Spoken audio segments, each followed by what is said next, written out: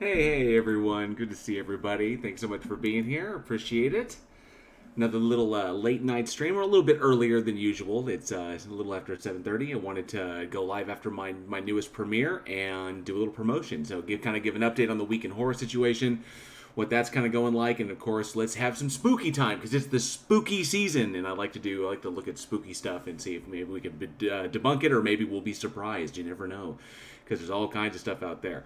Look at all those amazing people in the live chat right now. Fantastic. And I'm going to listen. Okay, first and foremost, let's see. First we're going to do this. We're going to go, bam. We're going to put that up there and say thank you to all my channel members who support the channel. And thank you, everybody, because you all help make this possible. So I appreciate it. Thank you so very, very much. All right, let's see. Who do we have in the live chat tonight? Let me bust that out. I see Doctor Who Design is here. It says almost at 3K. This is true. I am almost at 3,000. I am, last I checked, 37 subscribers away from 3,000 subs. So very, very close. So I was kind of hoping I would hit it before Flat Derp did, but he got there first, which is why I realized he hit 3K, which is why in the last one I wanted to throw him a little like, hey. That's why I put the chili reference in there from his work, because he does funny stuff. I love his channel. He does amazing work, so I put it in there. It was like, yeah, that's my little like, hey, I see you. So, but yeah, he made 3K, so big, huge congrats to Flat Derp, and hopefully I will hit it soon. Hopefully, fingers crossed. So, but thank you, Doctor Who Design, good to see you. Elizabeth Sylvester as well, good to see you. Says, hey, JL, good to see you. Everybody go vote for JL. Yes, I appreciate that, and we're going to jump on that. And I see Cindy Johnson, member of the Godless Army, good to see you. Thanks so much for being here, Cindy. Hello, babies in the house, who is a big, huge voter, big, huge supporter, says he dropped to third and went back up to second. No, JL must win. It is a roller coaster, and there is still 7 days left. And I know it's a little early because typically I would do these right before I would do these kind of streams like right before the shift. But I was in first then, and apparently this requires a bit more on hands. I guess I have to be a bit more on, a bit more hands-on in order to handle this one because it's wild out there. It super, super is. Haley Taylor, the Psychotic Banshee, is here. Good to see you. Thank you so much for being here. Member of the Godless Army. And Lord KJ Williams is here. Says hello, everyone. Good to see you. Joshua Lee, member of the Godless Army. Appreciate you being here. Let me see. Who else we got? Aaron Reese is hanging out in the chat. Member of the Godless Army. Said this station looks the same as the last one. And let me see here. Steve6464. Good to see you, Steve. Thanks so much for hanging out, bud. Appreciate it. I Heart Dogs is in the house. Says, please vote for JL. Now is the time to work hard to keep him on top. 100. Thank you so much, I Heart Dogs. Member of the Godless Army, I do appreciate the support. Thank you very, very much. Yes, release the honey badger and fire up the wood chipper, Haley. Absolutely. Roseanne Maskman is here. Good to see you, Roseanne. Says, you didn't get blocked? But I did. I saw that you made that comment, and putting links in there when you're not a mod can be problematic, so I went ahead and I gave you a mod. So you now have a wrench. So thank you very much, Roseanne, and thank you for all the support and all the sharing the links and doing all that stuff to get people to vote. So appreciate that, Roseanne. So please enjoy your wrench. Let me see who else we got here. Boom, boom, boom. Blue is in the house. Good to see you. Blue says, hi, everyone. Thank you so much for being here. I appreciate that. Final Nail is here. Says, listen to Roseanne Massman and get in the face of horror and vote for JL. Thank you so much. I appreciate that, bud. And Mr. Malort, member of the Godless Army, all the way from Chicago, says, hello, fitness friends. Good to see you. I do hope that y'all enjoyed the premiere. I know that it seems to me that people may be getting chillied out. And I don't plan on covering him until I hear something regarding, him suing me or something of that nature. So unless I hear something from him or I get served papers or whatever, because I haven't been served anything yet. And so and he hasn't emailed me, so I don't anticipate hearing anything. But if he does, then y'all will hear about it. But I know that people are kind of getting chillied out. It's the same, I know it's the same crap over and over again. The guy is so friggin' negative and he just brings everything down.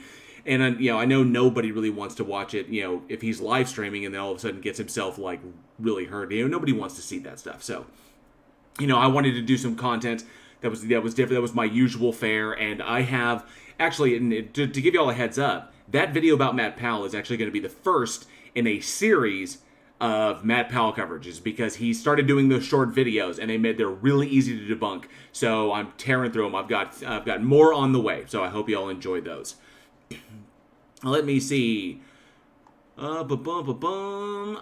Going through. I see you wrote an LS name is here. Good to see you. Says lurking, not feeling well. Well, I hope you feel better, sir. Sorry about that. Gabba to you. NANA, member of the Godless Army, says hello. Good to see you. Thanks so much for being here. Tony Regime as well says hello again, Bridge the Divide. And thank you for the alternative power.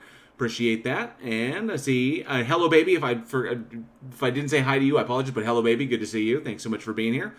Let me see. 1, 2. Haley's coming for you. I like that. Nocturnal Lux is here. Good to see you. Nocturnal Lux says, oh, yeah, I'm on time. Fantastic. Joshua Lee, thank you for that vote. I appreciate that. Don't any of you have a ton of friends? I know I have a ton of friends, and it's all of you. So I appreciate that. Thank you very, very much. Oh, let me see who else we got. Thank you for that link, Tony Regime. I do appreciate that. Thank you for putting that up in there. And I see OG Goblin in the house. Good to see you. Thanks so much for hanging out, OG. It's always a pleasure having you. And I Hard Dog says, hurrah, I detest Matt Powell's lies. Get him jail. Oh, I intend to. Because he covers a bunch of different topics, and he goes really, really quick. And apparently the feedback that I got on going after that Hovind dude, that Hovind crony, who was like, I'm going to debunk the Big Bang Theory in 1 minute. I'm like, yeah, no, you're not. So, luckily, he's giving me plenty of fodder, so I'm looking forward to taking him down. Says Haley Taylor says, feeling left out? Not feeling left out. Not at all. Feel amazing because I have all of y'all because y'all are amazing. Yes, he is a mad, sad, young Earth gracious. Absolutely. But the big thing on this one is that the lie was so apparent and I was able to find the source of the lie and figure out that he's literally just grafting off. He's literally just pulling stuff from the ICR. And the ICR is actually back in Dallas where I used to live. And so he's actually just pulling crap from the ICR and then just regurgitating it there. And he's not even doing it well. Because I read through the ICR article and they really complicated crap in there. But it's all bullshit. It's all just crap. And so I ran through that and it was just, I was like, okay, they twisted it enough that you could actually, if you didn't know what any of these fields were, tomography or seismology or how these things work or geodesy works, then you would be confused by this. It was confusing enough that someone who is ignorant could actually fall for it. Matt didn't even do that. He just took all the highlights and regurgitated it into a tiny short video, which made it really easy to debunk. And then I found the sources. The ICR is the Institute for Creation Research, Steve. They're an actual nonprofit that's based down in Dallas, Texas, and they focus on that. And it's hilarious because I've never dealt with any of their people directly, but I have referenced the people who run the place as con artists and grifters. But what's really hilarious is the O-Man who comes in here and runs his mouth and spams the chat. The O-Man constantly talks about Noah's Ark was found and there's evidence for Noah's Ark, and the ICR themselves have come out and stated that Noah's Ark has not been found, and it likely and if it even could be, it probably never will be, just because there's certain things about reality even they will not deny. So, but that's what's something funny about the O-Man. Now let me see. Tony Regime said I read it right. The KJV says the Earth is older than 6,000 years. The Bhagavad Gita made a prediction about the age of the universe, and it was like about the age of the Earth, and it was like 4.1 or 4.2 billion years old. It was really close. It was shockingly close, which is kind of wild. But even they had a better understanding of the age of the planet. Oh, let me see here. Oh, RIPD is getting a prequel. Interesting. That's odd. I thought RIPD was kind of it was for the kids, I am Legal OKC. Greetings from Oklahoma City. Good to see you, Legal. Thanks so much for hanging out. I do appreciate that. So, well, thank you. I'm glad that y'all enjoyed the new content. There's gonna be more on the way. I'm looking forward to it. And of course, let's check it out and do an update for those who may not know, or for those who'd like to know what's going on. Because I'm telling you, this Face of Horror thing has been. I'm a quarterfinalist currently, but this thing has been a freaking ride. So let me do this and share my screen. All right. So I went with the Captain Spaulding picture, with the Captain Spaulding makeup that my wife did because I really, really like that picture. But I got a bunch down there, so I'll move around. And I got more planned, more intricate ones planned, so I can change it up a little bit. Mark the Sarcastic Law Student is here. Good to see you, bud. And Peter Noddle, good to see you. Thanks so much for hanging out. So this is where I'm currently at. I'm currently in second place. And just to give you an idea, let's go to the Hellraiser round and actually take a look. This is my competition. So there are 12 people in this group. And actually, let me go ahead and back this up a little bit so you can see them all. Oh, that's too big. There we go. So those are the 12 people that I am currently competing against. What Angela and I are kind of predicting is that it's going to be a slobber knocker between Sarah Kate, Liliana, Russell, and myself. Is that we keep jumping around in the top 4. So I haven't fallen any farther than 3. So that was the lowest I got in this, and then I was 1 for a while. And then I know that Russell was down at the bottom, and then Russell made a massive surge and jumped up to the front, and then he went to the second. I was in first.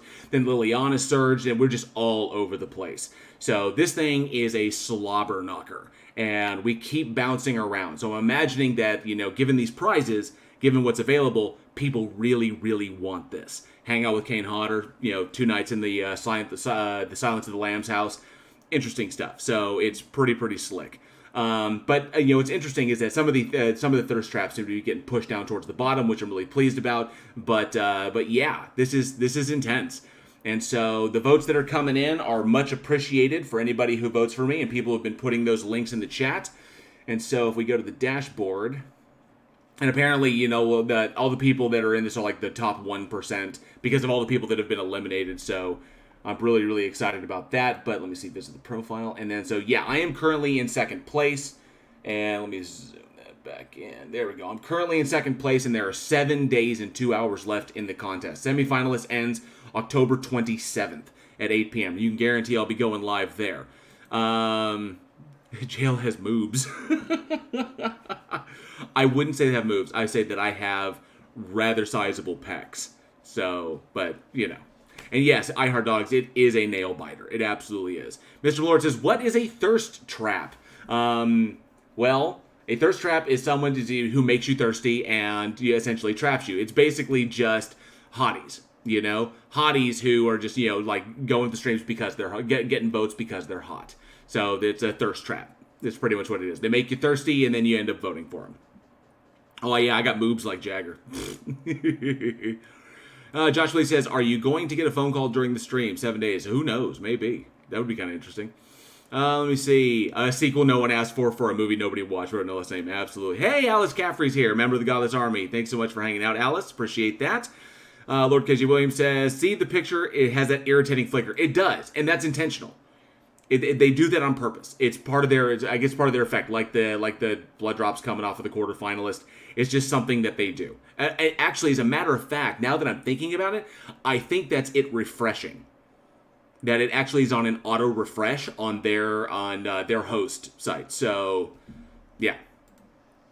So I'm, either way, I'm currently in second place. I do not know how many votes separate me and Russell, the guy who's in the animal prosthetics, the animal prosthesis. So I don't know who is, I don't know how far away I am from him, but I'm thinking that it's going to be the double voting. It's going to be the double voting that really wins this one. So, all the votes I get in, I do appreciate it. So the question may be for some of you who are just now hearing about this. That's true. There is no second place. If I'm not in first, if I don't come in first in this round, I'm done. I'm toast. So I will be out. So the Hellraiser round, for those who don't know, or for those who are new here, or just have first time hearing about this, the way that you can vote is if you have a Facebook account, you automatically get a free daily vote. That's this right here. And all you need is a Facebook account. So you log in your Facebook account, it verifies your Facebook account, you get 1 free daily vote. You can also verify, if you don't have a Facebook account, you can also verify your identity using a card. Now, it doesn't charge you, but you can get, I believe, an additional 2 votes. You get like 2 votes if you verify your card. So there is a way to get free votes, and you don't have to spend anything. The scare votes are in support of the B Plus Foundation, the Andrew McDonough Foundation. And if you want to check them out, it's bepositive.org. They're an amazing group, and they're the largest provider of financial assistance to families dealing with pediatric cancer. I absolutely love them. They do great work over there and have helped thousands of families. And so I really, it's a good cause. That's why I really like putting them out there. And of course, scare votes get me votes. So you can go 10, 25, 50, or 100, or you can enter your own amount, and you can do that. And then, of course, those equivalent votes go to me. Now, occasionally, there will be double voting. So it would be 2 times. So your votes will count twice, and then, of course, you can go 20, 50, 100, or 200. So it's pretty much how that runs down. Say, only 2 votes, either Facebook or card, and then, yeah. So that's pretty much it. So that's what you have to look forward to. So it's essentially, it's it. And once you vote, you get 24 hours, and then you can vote again for the day for those votes. So every 24 hours you can do that. That's pretty much how it runs. And yeah, it's a popularity contest. It's how many times you vote. I'm currently in 2nd place, so hopefully I will make it to 1st. I've got 7 days, 2 hours, 11 minutes, and 19 seconds to get to 1st place and stay there. And stay there through the jump. So, because it's all the way to the cutoff. I've got to be 1st, like, bam. And that was pretty much it. So, who knows what's going to happen. It's at this point, I think it's still kind of like anybody's. But hopefully with y'all's support, I'll be able to knock this out of the park. So I appreciate that so very, very much. It's all good, Elizabeth Professor. I'm solemn, sitting pretty. So, you know, you're good to go. And however you do it, however those votes come in, I am grateful and appreciative for all of them. Because winning this thing, taking 1st place in this thing would be obviously a horror fanatic's dream come true. But the doors that will open for Week in Horror, for our podcast, for Aaron, for Eugene, for Alex, for Johnny, the things that we could possibly do with this, the connections that we can make with the networking that can be done is going to be freaking phenomenal. So I'm seriously, seriously looking forward to it. Thank you, Bits and Pieces. Good to see you, sir. Thanks so much for hanging out. And Aaron Reese says, I thought I was sick of Jail's face before. Oh, you're about to get sicker of it, my friend. Absolutely. Let me see here. Yeah, the picture flicker would irritate me to no end if that was my own picture I was using. At first, I was kind of like, okay, that's kind of cool. It kind of gives like a an ambiance to it, but then it's like, yeah, I don't like to look at it too often. And of course, one of the prizes is a walk-on role with in a film being directed by this gentleman, the kind of son of some ghoulie dude here, Jim. So looking forward to that, and of course, a photo shoot with Kane Hodder. Freaking amazing, Kane Hodder. Oh man, it'll be so amazing if this goes down like this. It'll be freaking cool as shit. As a matter of fact. So they did this deal where, let me see here. And if I do this, because I was really, really curious about this, because now it's back up. And if I do this, and if I present, and I share my screen, oh, wait. Stop screen. Oh, man, tell you what. And share screen, and bam, and the audio. Let me know if y'all can hear this. Let me know if y'all are able to hear this. I know you can hear my dog barking. That's Torque. Hey everybody, it's Kane. I wanted to wish good luck to all the competitors. Just throw one in the chat if you're able to hear that. Okay. Because yes, this is something we're doing, and I'm taking it very seriously. And I want to see the best out of you guys, and hang in there, and good luck, and watch your backs. I love Kane so much. The dude is so freaking cool.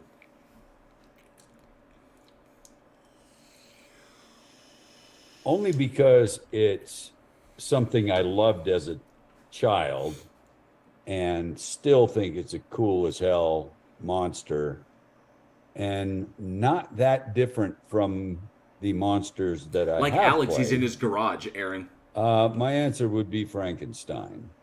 I could see him as Frankenstein, especially when he was younger. You know, I had all the classic 12-inch models when I was a kid of all the classic horror actors, the Creature, Dracula, That's awesome. Frankenstein, Wolfman, all of those. There's my favorite. Creature of the Black Lagoon. It sounds kind of stupid, but I always identified kind of with Frankenstein. Oh, congratulations, Alice! Let me pause that. Huge congratulations on your on being officially in remission. That's amazing. Way to go, Alice Caffrey. Fan-friggin-tastic. That is amazing news. That is very, very cool. Man, kicking ass, taking names. Way to go, Alice Caffrey. Joshua Lee says, if you think Jail gloats now, just imagine if he wins this thing. I promise you, I will be as humble as possible.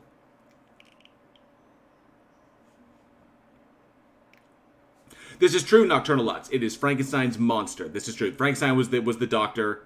Yeah. He's replaced Alex as a garage door. Alex will have to move. This is true. Thought, even as a kid, thought it would be amazing to play Frankenstein in a movie. So I did some trick-or-treating as a kid as Frankenstein. And when I was playing Jason, I think that was always in the back of my mind. With the edits, because I see the cuts, with the edits, I'm thinking that this conversation probably went on like a long time, and so they just kind of jumped. Mark Sarcastic Lost Dude says, Frankenstein's monster could not have children because his nuts were in his neck. Oh, that's funny. Well, I get it. I get it. Very cute. Yes, huge congratulations to Alice. Make a character like that who doesn't really speak, and like in my case, you can't even see facial expressions. So it's hard to convey anything without making it look like you're overacting. So it was always in the back of my mind, and one day I'm going to play Frankenstein. So that would be. I would cast him. I'd cast him as the monster. I really would. I would cast him. If I could afford him. Mementos. Every movie that I've ever played the main killer in, and some even where I was supporting, I kept makeup pieces. Nice. Could you imagine this man's collection? The guy who is Jason 4 times, the guy who has literally become the icon that you put in a horror film to give it street cred, the guy who is that 4 Hatchet movies. So 4 times Jason, 4 times Victor Crowley, and all of the he was in Wishmaster. You think about all of the horror films. Not to mention Tobe Hooper's kind of like last one. I think it was Tobe Hooper who it was Gunnar Hansen. Gunnar Hansen's last the last movie that took all the horror icons and put them into one movie, kind of like like an Expendables but with horror icons.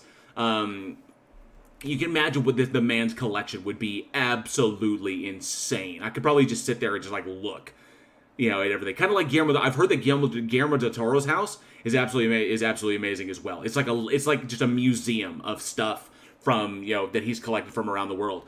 And of course, don't forget October 29th. This, if I remember correctly, October 29th, this Saturday, Guillermo del Toro's Cabinet of Curiosities is out on Netflix. I'm looking forward to that. Hey, Colin, definitely not Cromwell is here. Member of the Godless Army. Thanks so much for hanging out.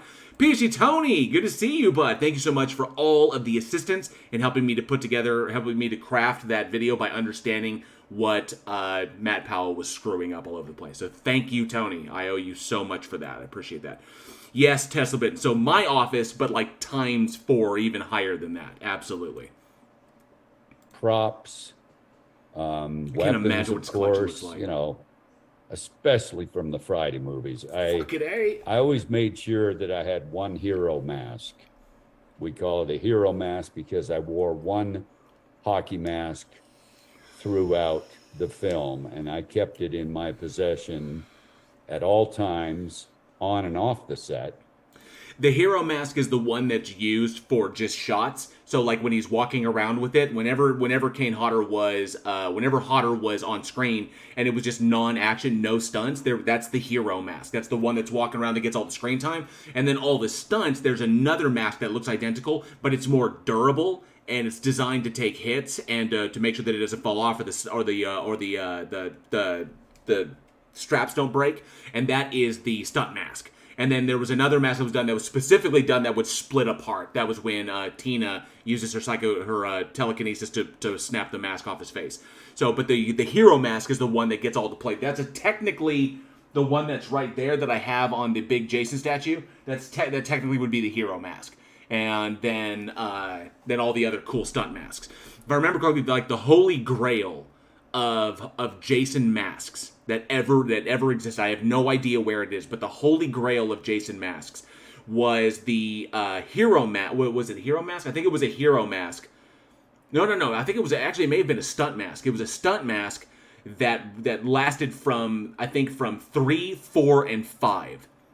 And so the same mask was utilized as a stunt mask multiple times. And then the 5th Jason took that mask and took it home with him, and he kept it. So he kept that mask. So he survived 3 Friday the 13th. He kept it and saved it, and then I think like years later he auctioned it off, and but likely probably had bills to pay. But that is the holy grail of Jason masks. I have no idea where it is.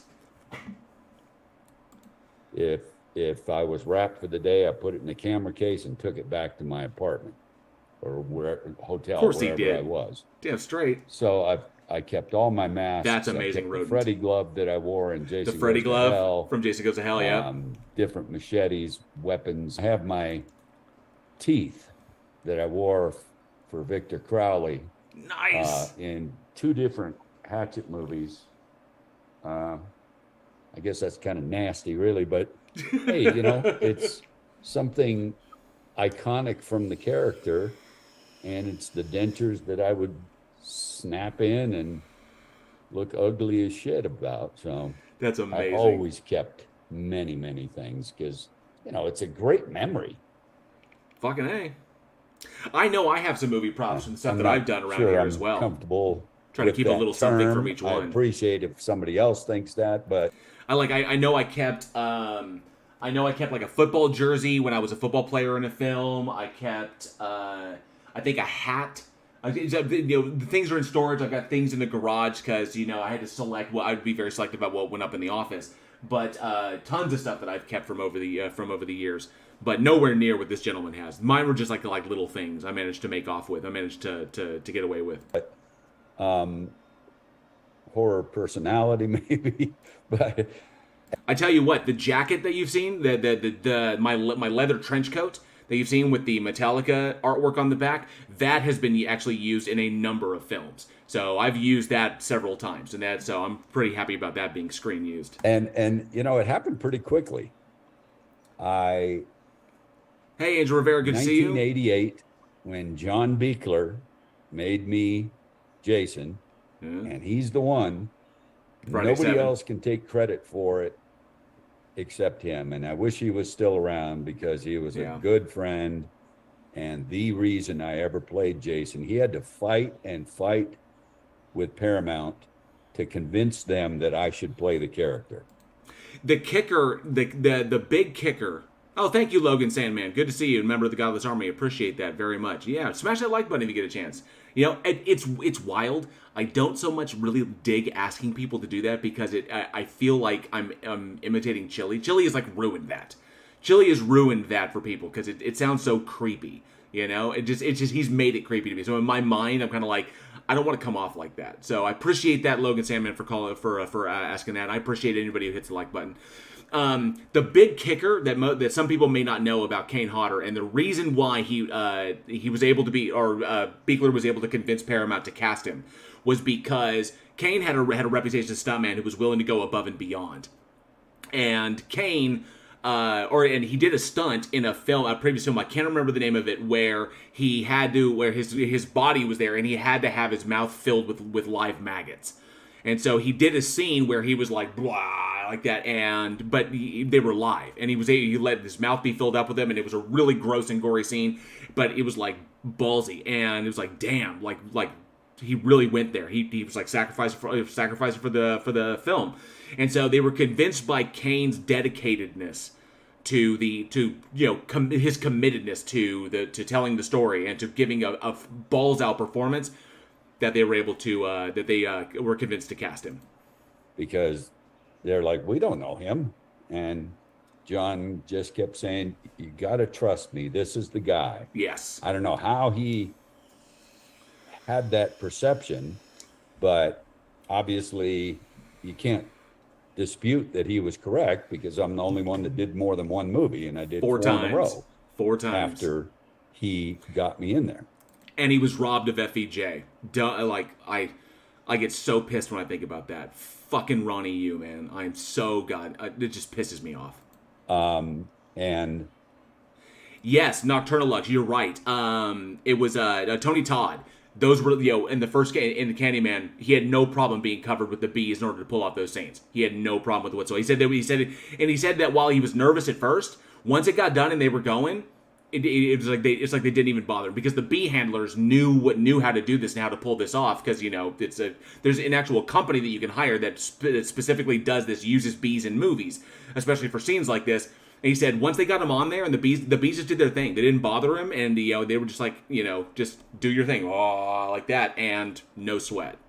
So after we That's why finished Tony Todd's a shooting legend. the film in Alabama, came back to LA, and he said, "Hey, you should come down to this horror convention Fucking A. in LA called Fangoria, Weekend of Horrors." Hell yes. And I had heard about it, but I hadn't really been involved because I hadn't played any characters that were notable. Yeah, I hope you're feeling better, Tony. Up until that point that anyone would care about. And he said, "Stop in, and I'm going to be doing a panel, and I'll introduce you to the crowd." And so I said, okay. I walked around, had fun seeing all the horror stuff, went to John's panel as he was talking about having done the new movie, which wasn't even out yet.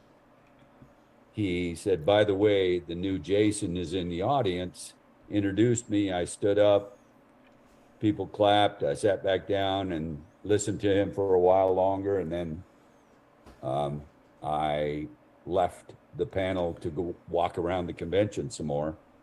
And I left the ballroom, and as I walked out, I turned around and there was 100 people following me. I can imagine that. They wanted stuff signed, and I had never experienced that. So if there's a moment where I realized things were going to change, it was right then. Because when I turn around and he's still in there on his panel and people are leaving because I'm leaving, that was pretty huge, and it never ended still. So it's amazing. I did Salt Lake Comic-Con, and I was talking about how amazing it is to play a character that's known around the world by the time you step into that character's shoes. There's no way you can't be honored. There was 6 movies, Friday the 13th movies, that existed before I ever showed up. And each one had their own, and of course it was C.J. Graham, who is actually who signed my Jason mask that's up there on the wall. I know you can't see it, but C.J. Graham played him in 6, and C.J. Graham had full intention to come back for 7 and do it again, and that he was up there. He was straight up there to be it because he did such a good job in 6, and they wanted to bring him back for 7, and that's where Paramount was kind of leaning. But Buechler came in and wanted Kane because he knew of Kane's prior work, and so it was kind of a tussle. And CJ Graham, there's this kind of love-hate relationship, which is funny because the plot hole, Johnny and I were at Texas Friday Weekend, and Kane was sitting not 20 yards or 30 yards from CJ's table. So you had Kane here, so you had Kane over here, and you had CJ here. And so the two of them would trade barbs back and forth, but you could tell that they're friends.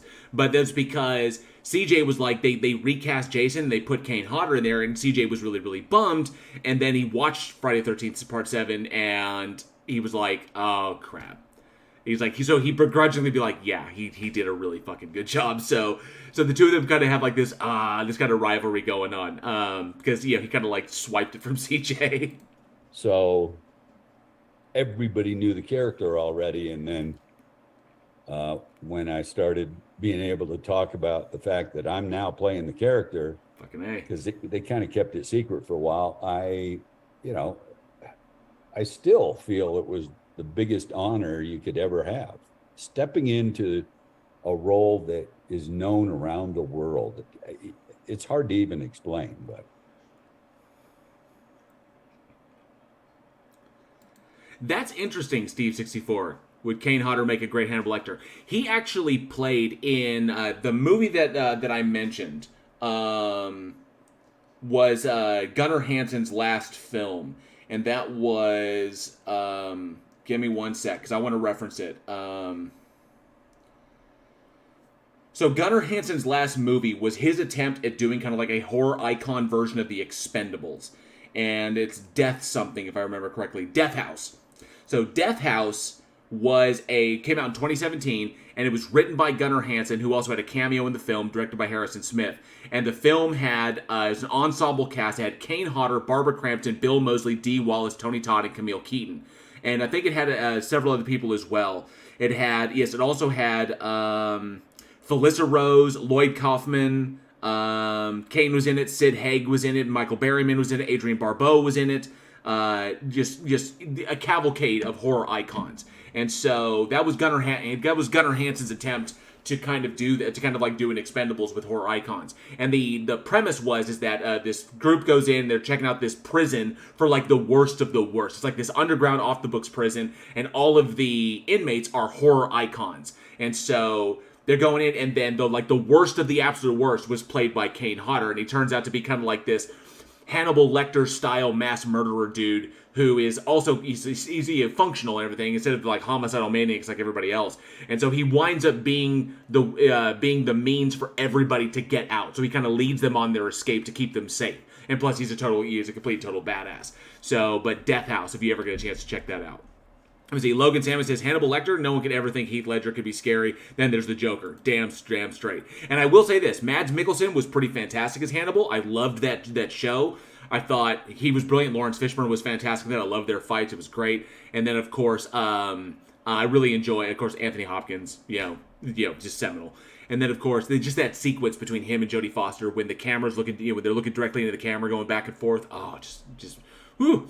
Ironton Auditor, good to see you, Ironton Auditor. And the Jordan Head is here. Good to see you, bud. Hope you're doing well. Haven't seen you in a while. I'm glad you're here. Thanks so much. All right. Who was taking off? I saw somebody go, oh, Aaron is taking off. All right, bud. Have a good night. It says, I promised to watch the American Horror Story premiere with my wife. Have a good night. Fantastic. Angela watched it. She watched it earlier, and so I hope you all enjoy it. So fantastic. Have fun, Aaron. Thanks so much for hanging out. Back to Kane. Most memorable fan moments. This could be interesting. There are so many. Like a couple times people have come up to the table and through tears have told me how they used to watch films that I did with their parent. Nice. And it's such good memories for them, and the parent is now gone. And I don't know how you can't be touched by someone saying how much they enjoyed your work. Being choked out by Kane Hodder at his table at Texas Frightmare Weekend when he had me, this was years ago, but freaking cassava melon just biceps just like blah, and he picked me up, and I'm not a light dude, but when he grabbed me up by the neck and he was like choking me, he was like, oh, squeeze, I was like, and damn near I was getting a little swimmy, but he was like, like this. He knows just how to do it, and that's one of the highlights of my life. I will always remember that, and I hope if I win this, if I take Face of Horror, I'm gonna see if he remembers me, which he probably won't. He sees thousands of people every single year, but that would be freaking cool. I'll definitely remind him. It was like at Texas Frightmare Weekend, you were down there, and I had a friend take a picture of you choking me out with a loved one who's not there anymore. So those kind of stories are hell yeah, amazing. And I know that people who watch my streams know that my dad and I had a pretty tumultuous relationship, but that's one thing that my dad and I enjoyed was scary movies. And my dad was a fan of Friday the 13th, and it was one thing, it's the same thing. My dad and I used to watch this stuff. He really dug it, and because he just got a kick out of him. But yeah, I can definitely relate to this.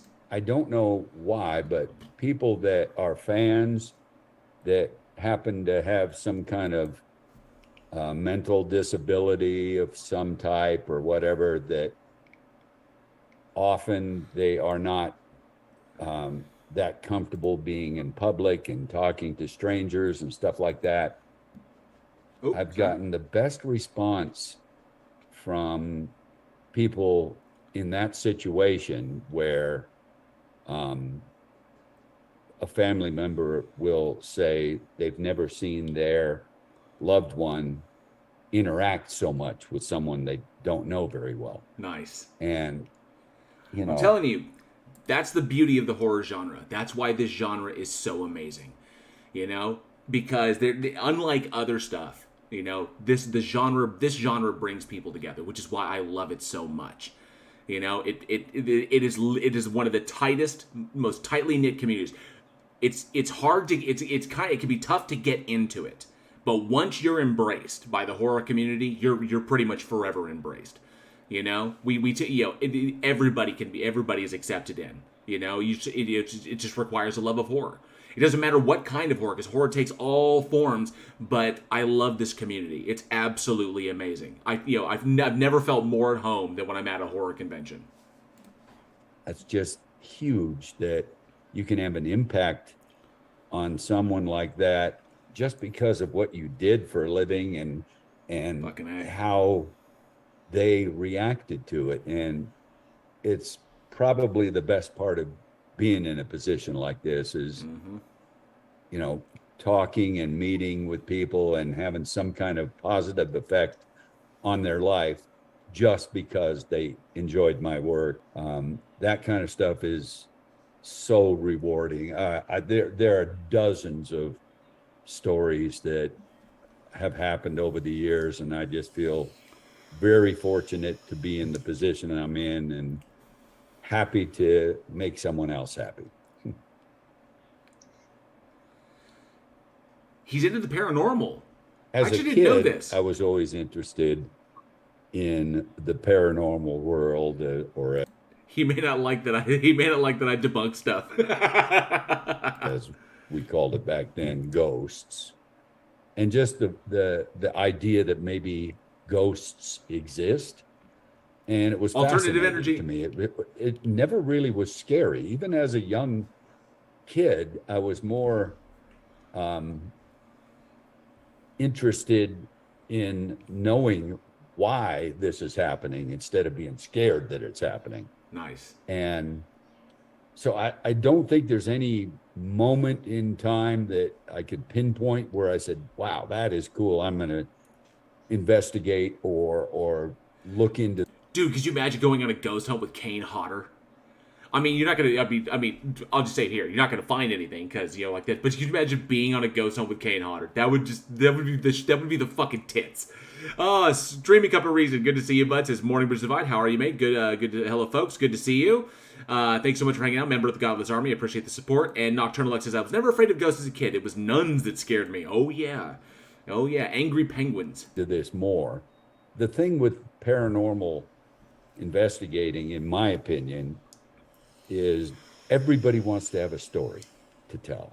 When you're in a group of other paranormal enthusiasts, you always want to tell a story. Well, wait till you hear what happened to me. Ghost stories. Often people even inadvertently exaggerate something that has occurred because they want to have a story.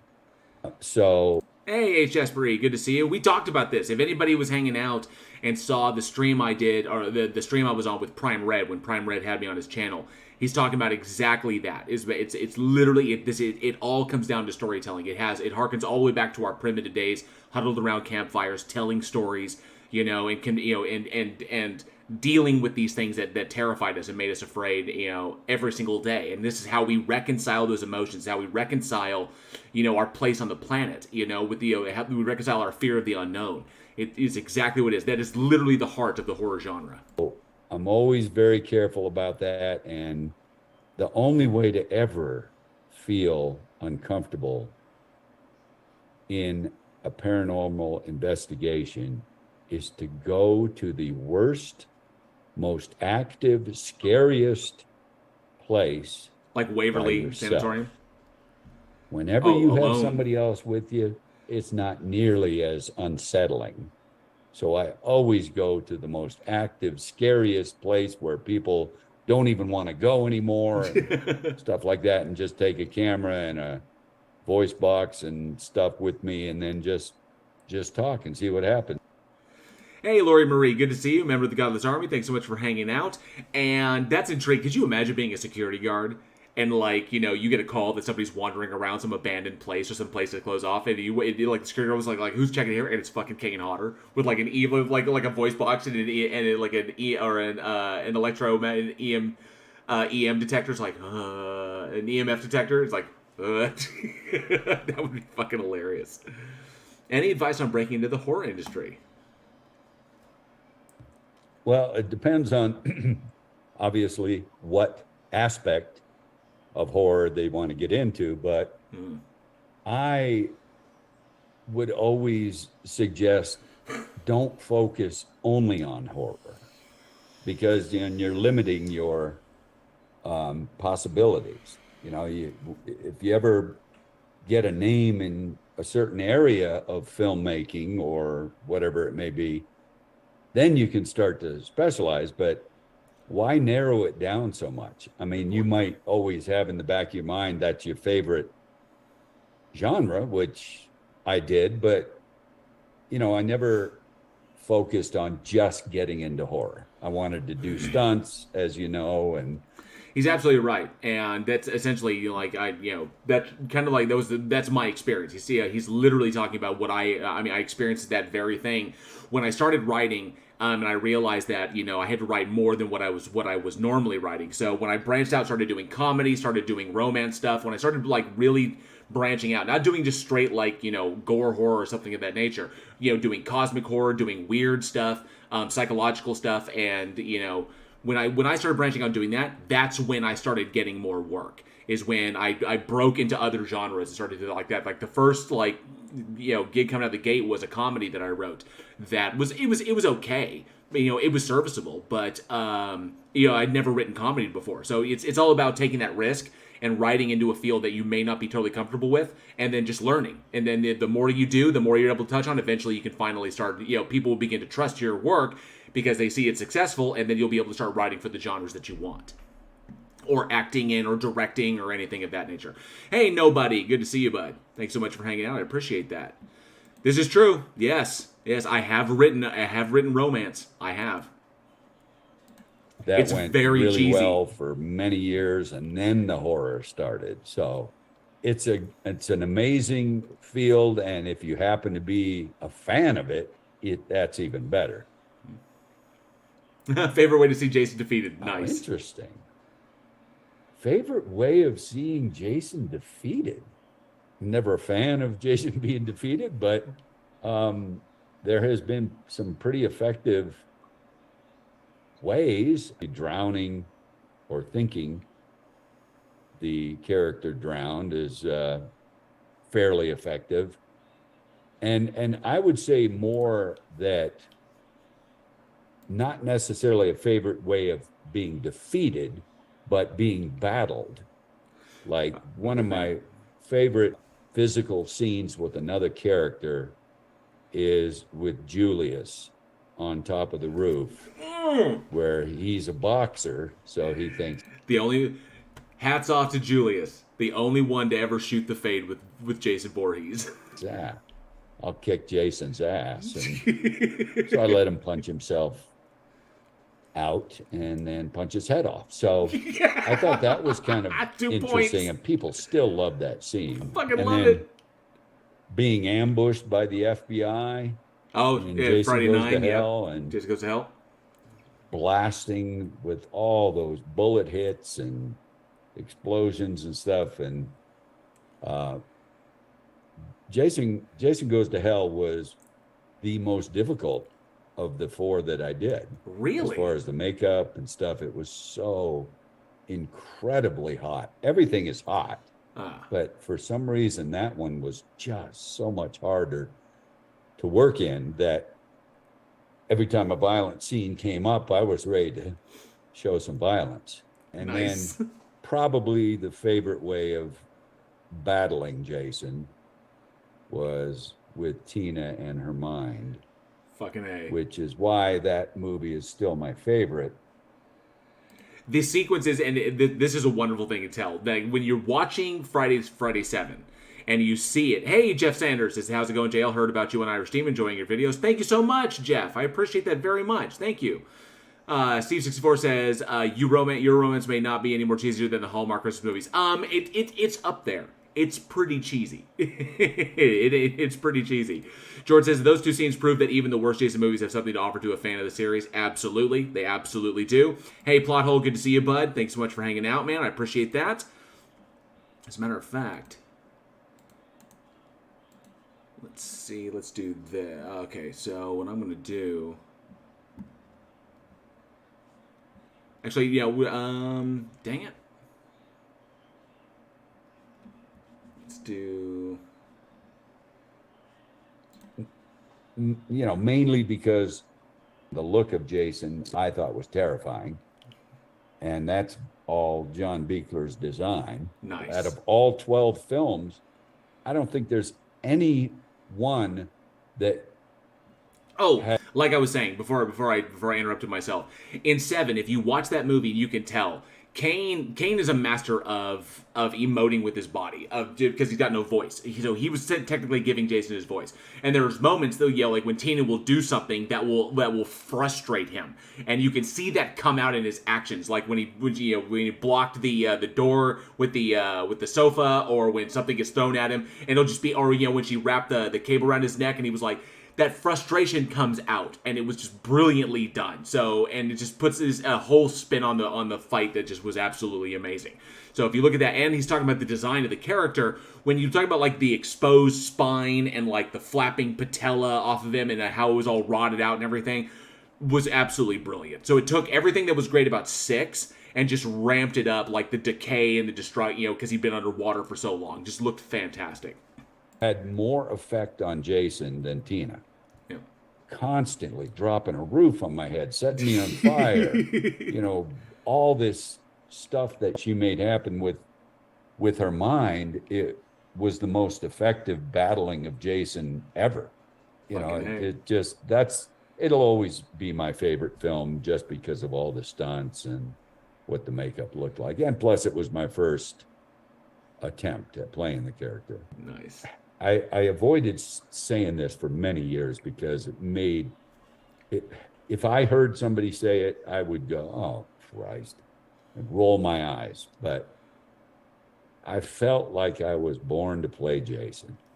Go ahead, do it. He was. See, but he was. Absolutely, 100%. And that's why so many of us were pissed that he got robbed of Freddy versus Jason.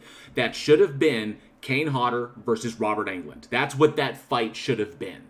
And we didn't get that because Ronnie Yu, who directed that movie, had no concept of horror films, and he had zero concept of what a nightmare film was or a Jason film was, and he had zero concept of horror. He had never done horror before, and then he was brought in, I think, by New Line, and so he goes and he does delivers this, and he said he wanted this idea because he had this idea of Jason, and he wanted Jason to tower over Freddy, to be like absolutely enormous. So he went with, I think it was Ken Kersinger, to play that role, and Ken is great. Ken, did a service job, but Ken's interpretation was that his physical interpretation was that Jason was more like Frankenstein, like Frankenstein's monster. So that's why you get the kind of lumbering, like like the it's like, and it was just really simplistic movements.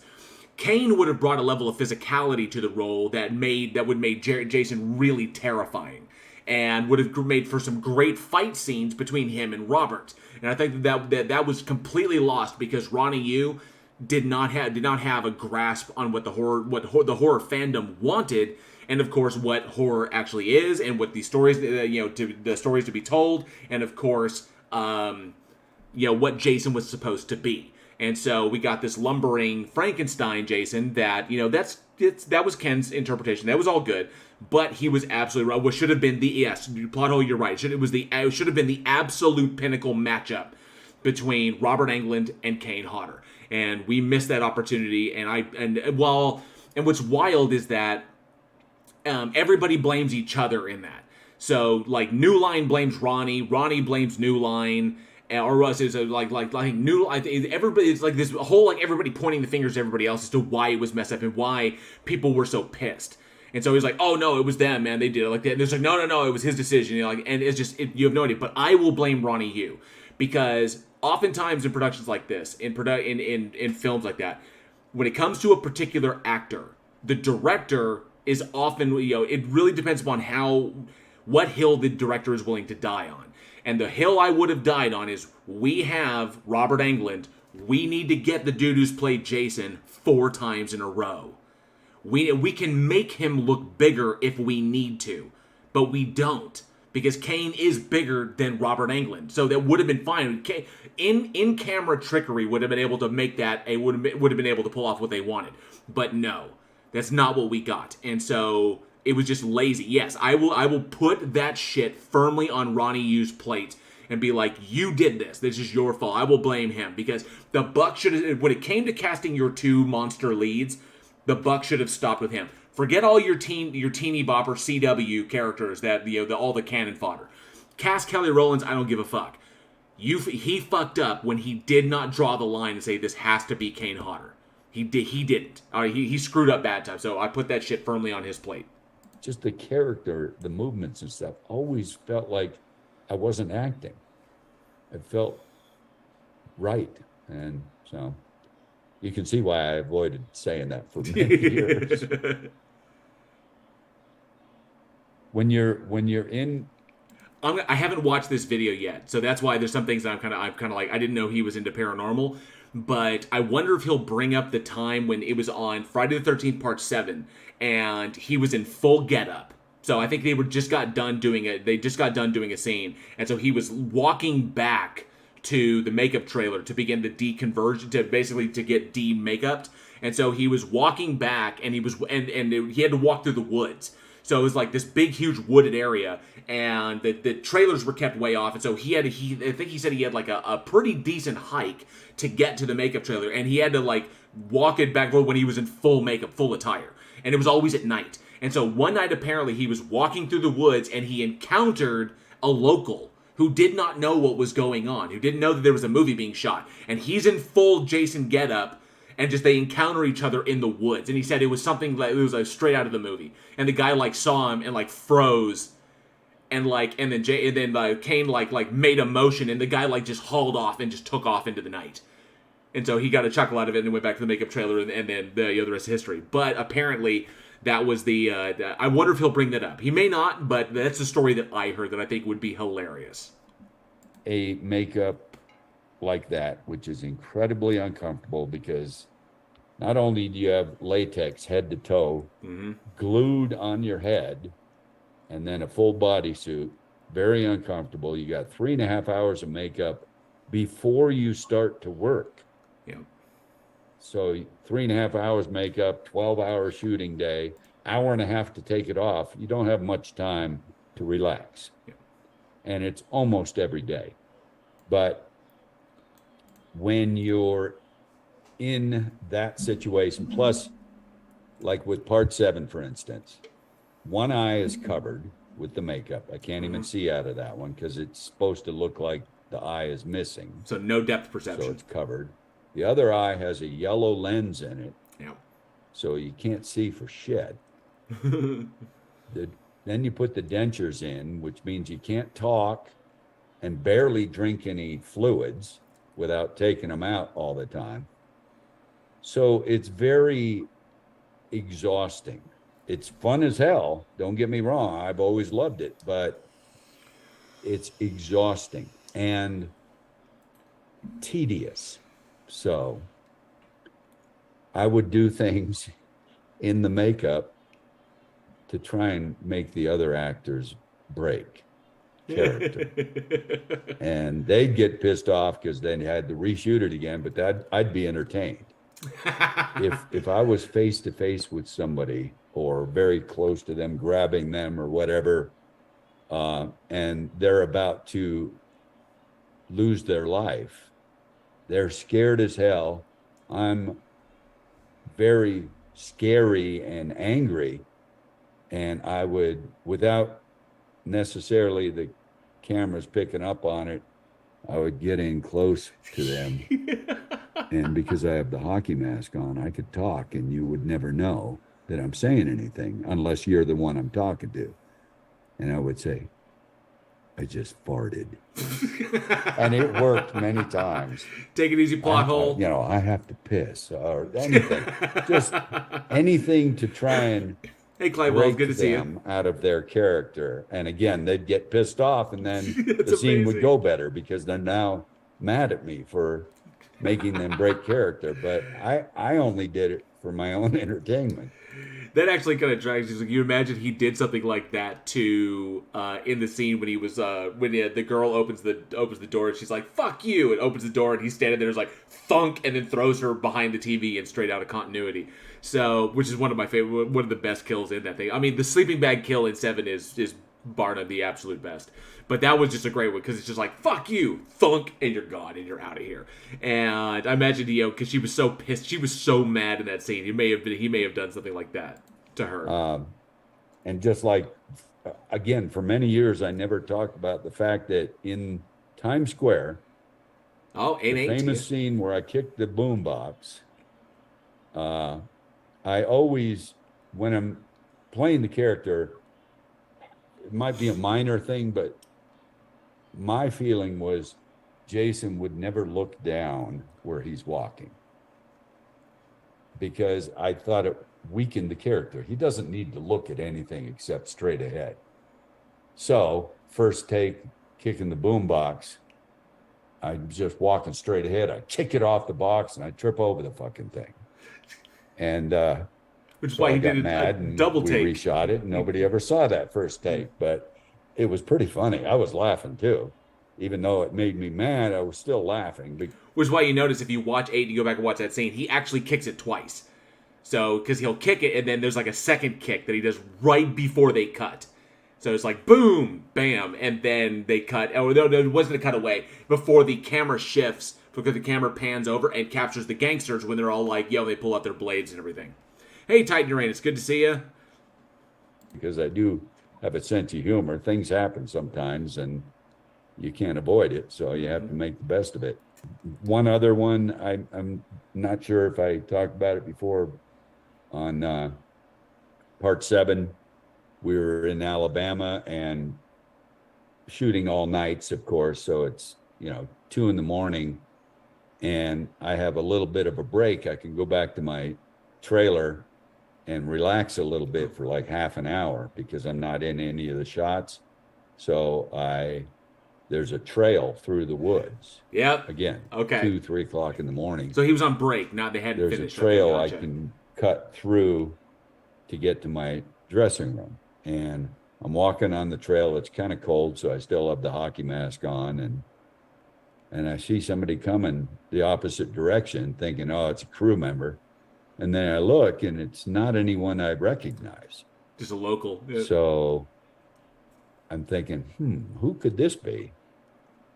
Just for my own entertainment, once again, I may fuck with this guy.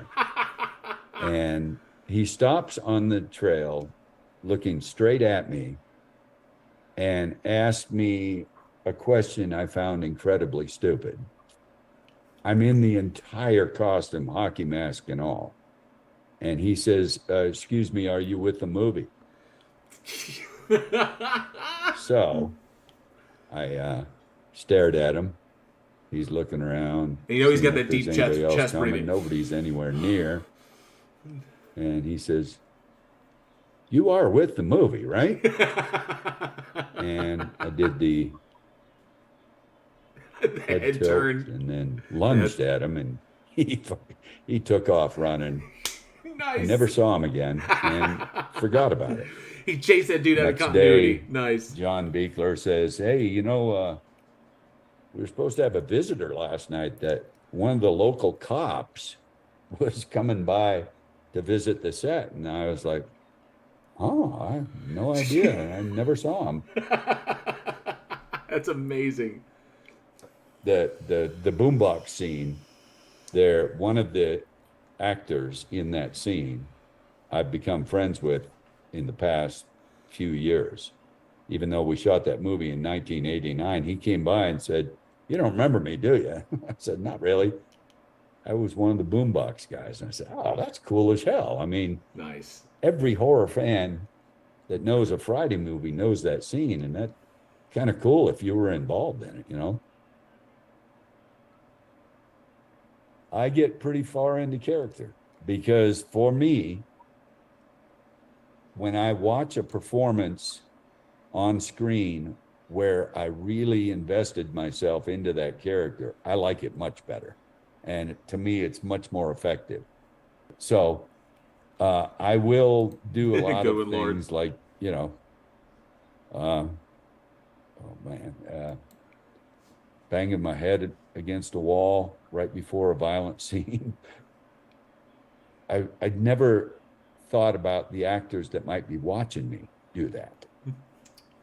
They're thinking, holy shit, this guy is about to kill me on film, and he's doing stuff that makes him look like a psycho. So I think it helps their performance at the same time. You already know I did the motion capture for Jason in the Mm-hmm. Friday video game, the recent one for Gun Interactive, and now, not now, we've been doing it for over a year and a half now. Another game, Texas Chainsaw Massacre. We weren't announcing what Nice. it was for a long time, but now we're talking about it, and I'm doing the motion capture for Leatherface. And Nice. even though I never really played the character, I stunt doubled R.A. Mihailov as Nice. Leatherface in part 3. That's So I had a badass. little bit of experience playing that character. But more importantly, I had experience playing that character to make it reminiscent of RA because I'm stunt doubling. So I have to make it look like him in the scenes I'm doing. And the reason I bring that up is that our focus for the chainsaw game is to make Leatherface reminiscent of Gunnar Hansen's performance. Nice. First Leatherface, and he was a good friend, and sad to see him gone too. But I guess that's why I thought I was a pretty decent choice because I have experience playing the character somewhat, and I'm used to making it look like someone else. Instead of just doing my performance as Jason, I'm trying to make it the fans remember how Gunnar was, man. He Oh was yeah. amazing as that character. The Friday game, you're either a counselor or you're Jason. And there's one killer to escape. The chainsaw game, there's more than one killer. And there's stuff we still haven't announced that people are going to lose their shit over when they find out what other characters are in this game that you can play as. I think we've talked about some of the other actors that have been involved because, again, the Friday game was myself and stunt people. That's it, doing the motion capture. Now we have myself, some stunt people. We have Christina Klebe working on mocap, Cool. Scout Taylor Compton, Nice. and Sean Whalen. And these are all friends of mine from previous work or just from conventions. And there's still another announcement coming that is going to be amazing for horror fans and gamers alike. So before we answer this last one, something that was really cool, and of course, The Quarry did the same thing. They brought some magnificent actors in to do that. So it's another great horror game that has some great work from horror icons around. So someone, I think I saw something in the. Oh yes, so Logan Sandman said I actually went to junior high around the corner from the Poltergeist house. The homeowners got some awesome landscaping out of it, no doubt. But that's pretty sweet. But you reminded me, and him talking about Leatherface reminded me. The house in Texas, the Texas Chainsaw Massacre house that is down in Texas, has actually been sold, and I think they're planning on tearing it down. There is an event on the 29th of October that I know that some friends of the show, Parrish Randall and a number of others are actually going to be down there. We're thinking about going down there as well because they're doing kind of a big party send off for the Texas Chainsaw Massacre house. Because I think the intention is to tear down that house and then like redevelop the land. So the house that's been used in virtually I think so many Texas Chainsaw Massacre films. But yeah, it's a shame. And yeah, I mean, if it's a house I think you can see when you're going down 35 down towards Austin, you can actually see it from the highway. But yeah, I think that they're planning on tearing it down. I think there's like a petition to try and save it as like a historical building. But yeah, that may not happen. So, but there's a big thing, and I know I'm talking with the other guys about who can go down there and who's available to go down there, because there's going to be a bunch of people showing up. So it'd be a really, really cool event, and kind of like, visit an iconic location in horror history, which would be really, really cool. And pictures, everything would be sweet. But and of course video. But yeah, it's a shame. I just got that news recently. Just recently, I finished a film like a little over a week ago, actually, called The Activated Man, and doing it with an actor named Jamie Costa, who is amazing, Nice. and Tony Todd. Sweet. So Tony and I haven't done too much on film together. We've known each other forever, and I did kill him in one of the Hatchet movies, but. And don't forget Wishmaster. But you guys really didn't have a scene together. But you were both in that movie. Probably they didn't work the same days because it's two different scenes. But yeah, they were both in Wishmaster together. We haven't all really worked together that much, so it was nice to. And Andrew be Divoff hanging killed out both with of them. Tony again on the same film, and we have scenes together. So looking forward to that. And there's a bunch of things that I've done in the past couple of years. Nice. COVID situation, and those films are coming out. 13 Fanboy is another one where I played myself, and I had a real emotional scene. So hopefully people will keep an eye out for that stuff. Fantastic. Freaking awesome. So yeah, that was 13 questions ago with 13 questions with Kane Hodder. Hey, Ben says from Big Evil Network says, hey, Jared, good luck in your bracket. I'm currently third place in mine. Fantastic. Way to go. Yeah, it's a slobber knocker, dude. It's amazing to have another person who's going for the same thing here in the live chat. That is absolutely cool as hell. So let's jump back to this and check it out. And let's go back to the profile. And I will do that so we can actually see what we're looking at, even though I zoomed it out. All right, still currently second in mine. So hopefully, we got 7 days. 7 days, 1 hour, 15 minutes, 23 seconds. So we got plenty of time. But best of luck to you, Ben. Absolutely. And this is an amazing competition, an absolute blast. Of course, the prizes are amazing. So, and if you get an opportunity, Ben, check out the podcast, Weekend Horror. So that's a podcast me and my filmmaker friends all work on. So I hope you check that out and dig it. We have new episodes that come out every Sunday, wherever you listen to podcasts. And of course, you can check out our live stream, which is every Wednesday, 7 p.m. Central Time. You can check that out. Just check it out. YouTube.com/weekinhorror. Appreciate that, bud. Thank you for hanging out. So yeah, I'm really glad I got to watch that video. Kind of like just 13 questions answered by Kane Hodder. It's pretty slick. So here we are. I'm currently in second, and fingers crossed. I know it's probably going to take some big pushes here and there. I know it's probably going to come down to the double votes. Is where the real hitters are, but you never know. If you'll get updates, and I know that people are probably tired of this link popping up in the live chats, but I appreciate y'all's patience with me. I appreciate y'all dealing with that, and of course it's temporary because when the contest is over, you won't see that anymore. So I appreciate everybody's support so far. All right, and I wanted to point out. So someone typed in here. Make sure I didn't miss it. Because someone said something really, really nice, really, really kind. And yeah, thank you, Plot Hole, for that. I appreciate that. He did heckle Kane Hodder. He absolutely did. While we were standing in front of CJ. So, let me see.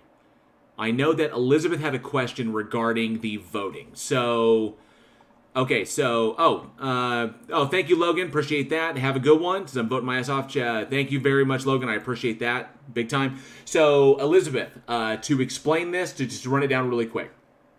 So, if you have a Facebook account, you get a free daily vote. So, you can vote every day via Facebook. You just basically go to the link, and I'll put it here.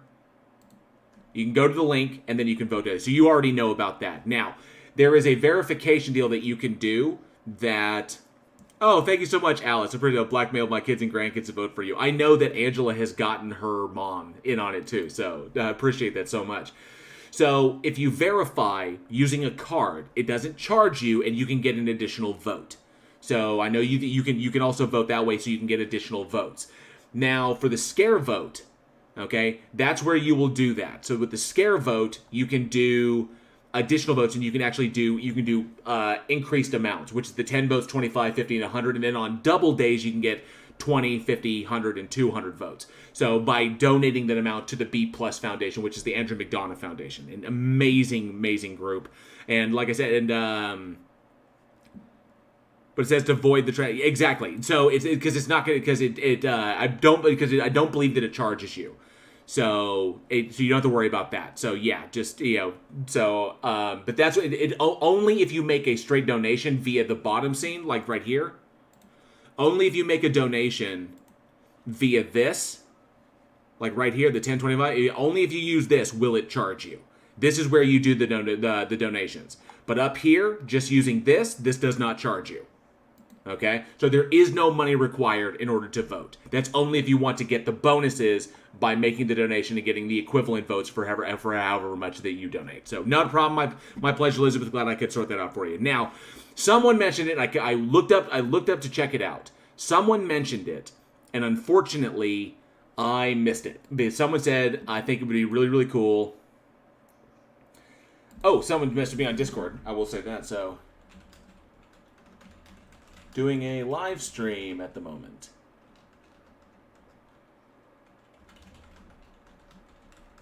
All right, so I will say this. So thank you very much to the person. I totally missed it. I should have started.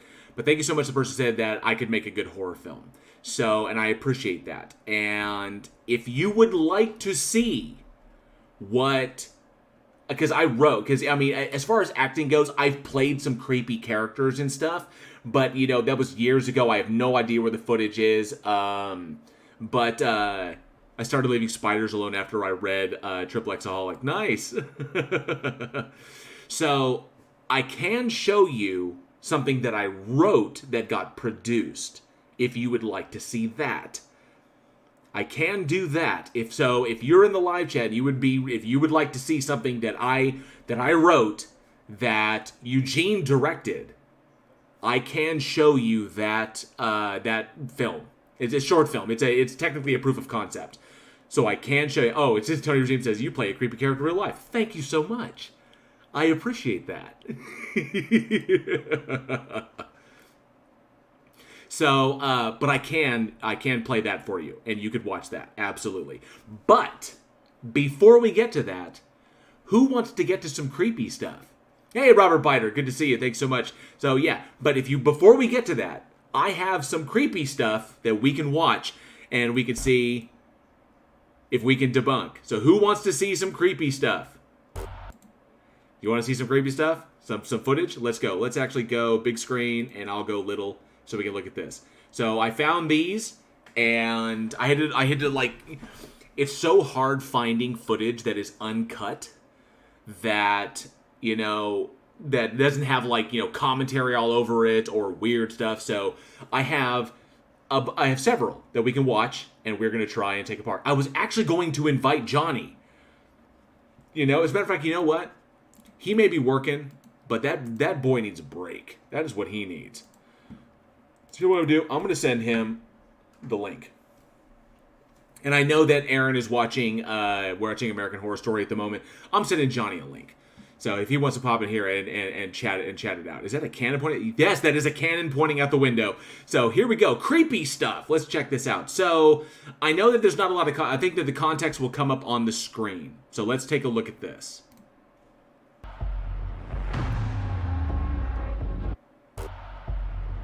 Okay, so we got a figure moving in the back.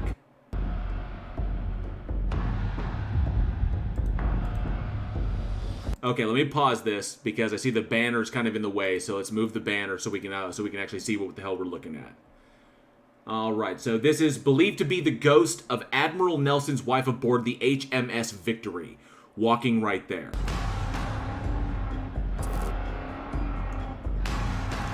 I wouldn't say it's ghostly looking. It looks like a person to me.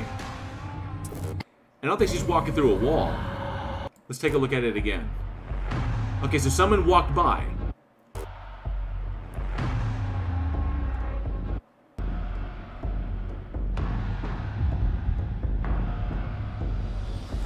I'm thinking that somebody just walking by, and likely this was probably staged. He's in pain with sciatica. Oh, thank you, Roseanne Massman. Thank you so much. I appreciate that. Hey, Skooma Cat's here. Good to see you, bud. We're just doing the creepy stuff. So I'm thinking that's a person. Thinking that this was set up. Because it doesn't look very ghostly, to be honest. It looks like a person walking by.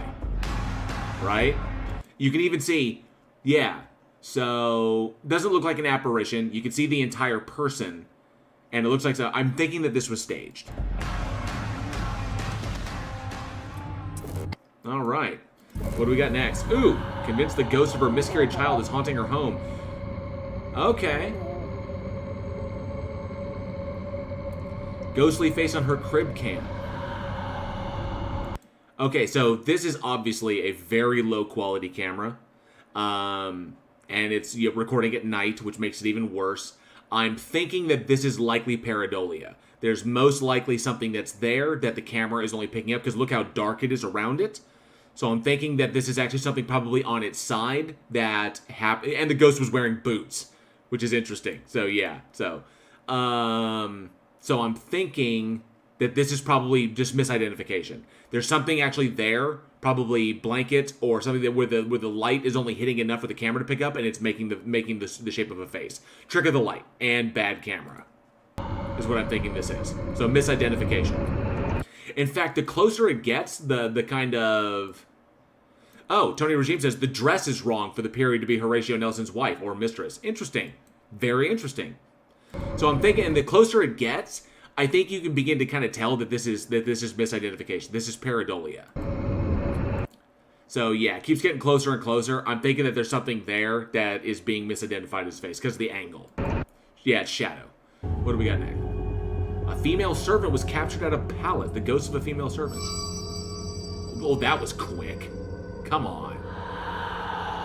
Ah. She died in a fire in the 18th century. Okay, so that's obviously another full figure. If it's an apparition, it's a full figure apparition. You can see she's walking and carrying something. I'm thinking that is likely... And this looks like they're in a museum, because you see the rope. I'm thinking that this is a person, and they're dressed up for a specific reason. So, and it just happened to be really, really quick. So, yeah, I'm thinking that's totally staged. No. No. Oh. No way. Whoa, whoa, whoa, whoa, whoa. I don't want to see you. I want to see the ghost. Really? A ladder moving? A ladder that's designed to move to the side that we can't see the bottom of. Come on, guys. Come on. That was so quick. Let's back that up and look at that again. No. No. Really? No way. Yeah, I'm thinking that's just straight staged. Because you can't see the bottom of the ladder. Too easy. Too easy to fake. Yeah. And it only moved a little bit, so... Oh, a ghost flew at the camera. Let's check that out again.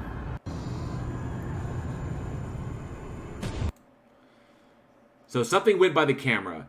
Given that it's night, and given that this is given that this is an infrared, this infrared or night vision, but I'm thinking that was a bug. I'm thinking that this is a bug.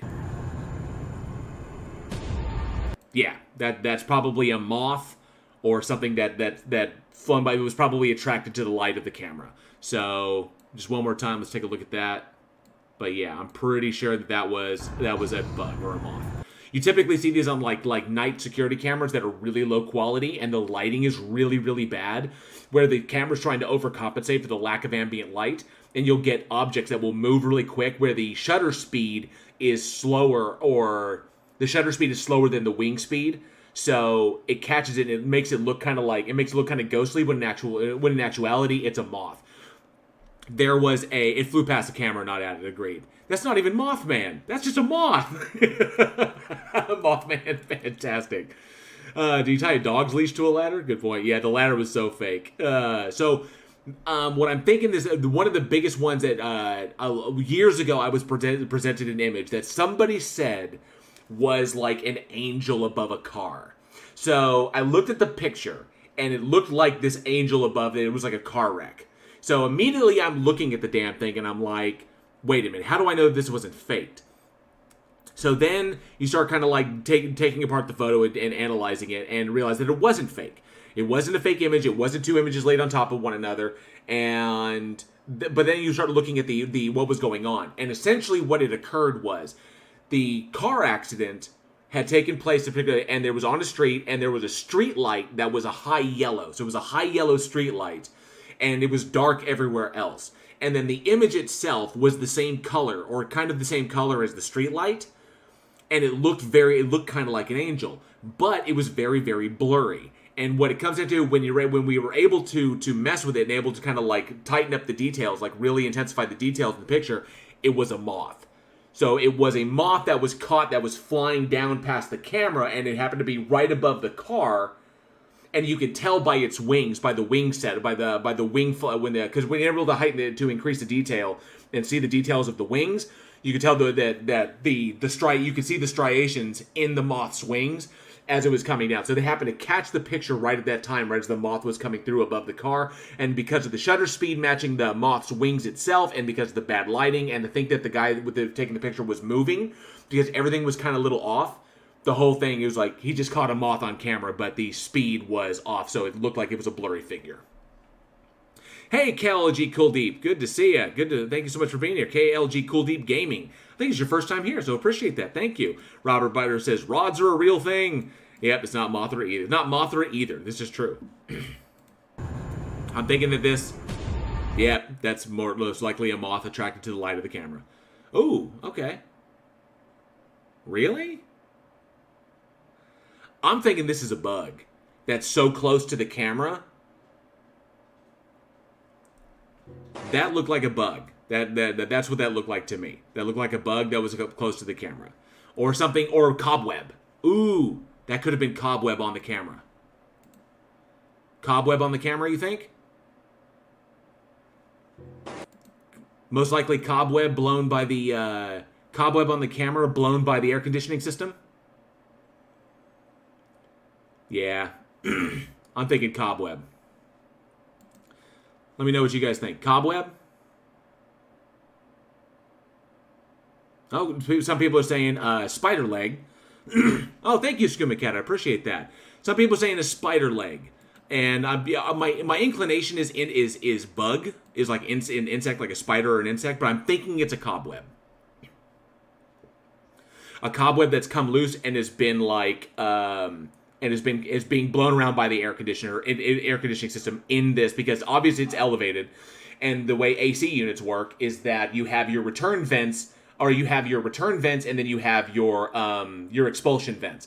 And the return vents down at the bottom are the ones that draw the air in from the bottom of the house, and then they blow the air in out of the top, and then that hot air either sits over, and then your ceiling fan is what blows it back down to the floor. So depending upon what season it is. So your ceiling fan, depending upon what direction it's spinning, it spins clockwise in the summer and counterclockwise in the winter. And when it's clockwise in the summer, it literally blows down. It blows the cold air coming out of your AC and blows it down into the room and disperses the hot air up, so that it makes sure that you have a cold area in the room that you're in. But when in the winter, you reverse your fans so that the hot air comes in, and then it literally spreads out the hot air, so the hot air goes out and goes around, so that you make the room nice and toasty. So that's the importance of reversing your fan direction, depending on summer or winter. And then the return vans draw air in from the bottom.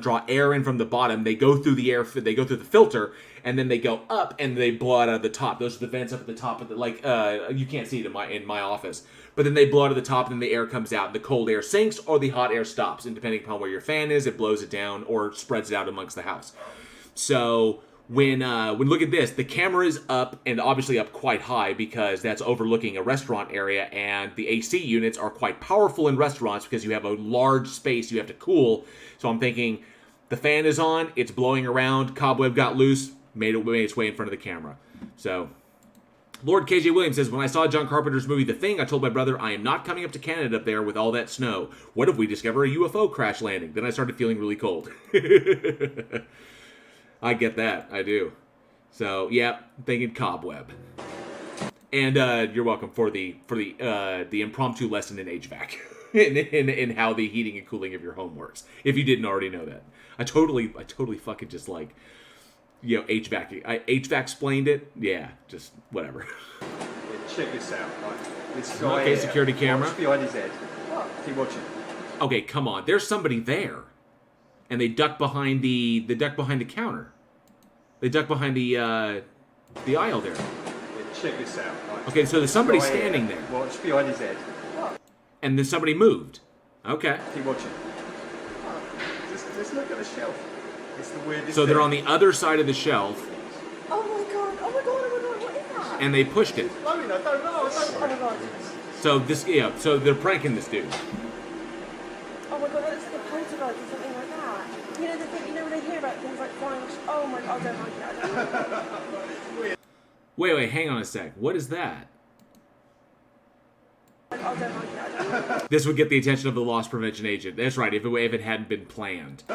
And Alice Caffrey says, no AC in Irish homes. Ah, very interesting.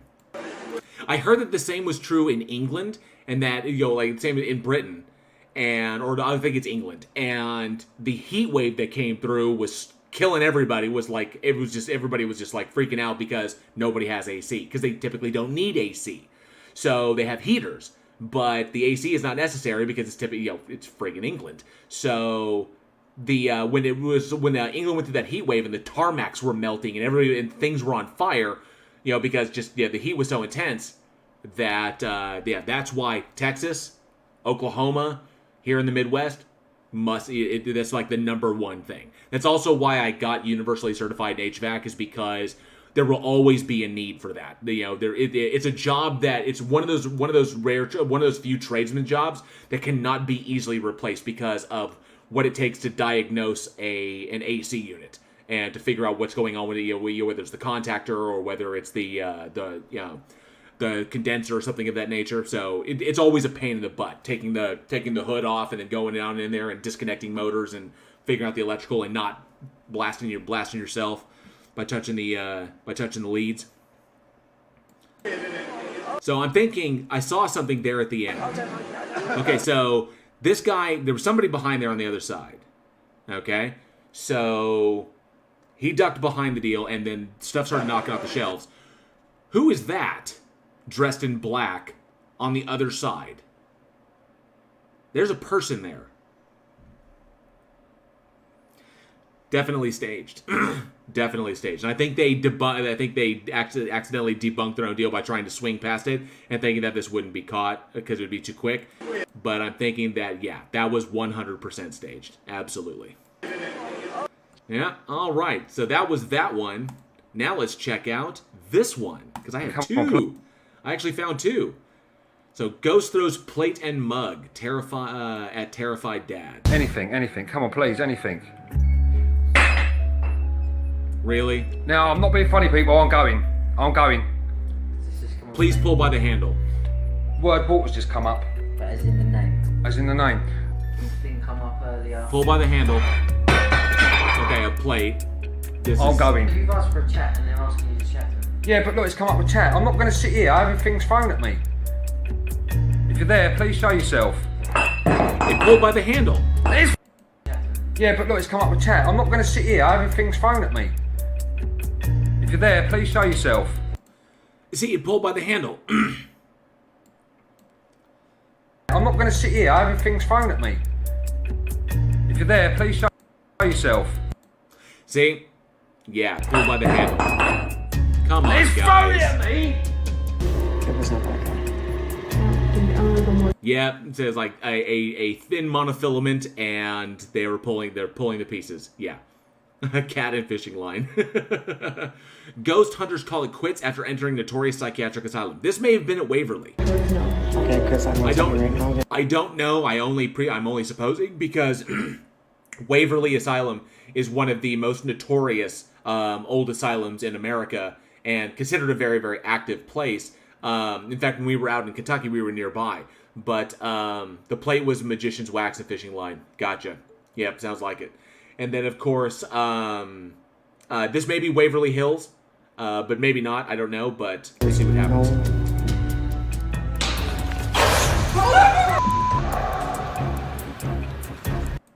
Somebody yelled in the background. Okay. Time to go. We're going. Yeah, that sounds like somebody just yelled in the background. Time to go. Somebody yelled in the background. Yeah, that was the setup. Time to Easy. go. We're going.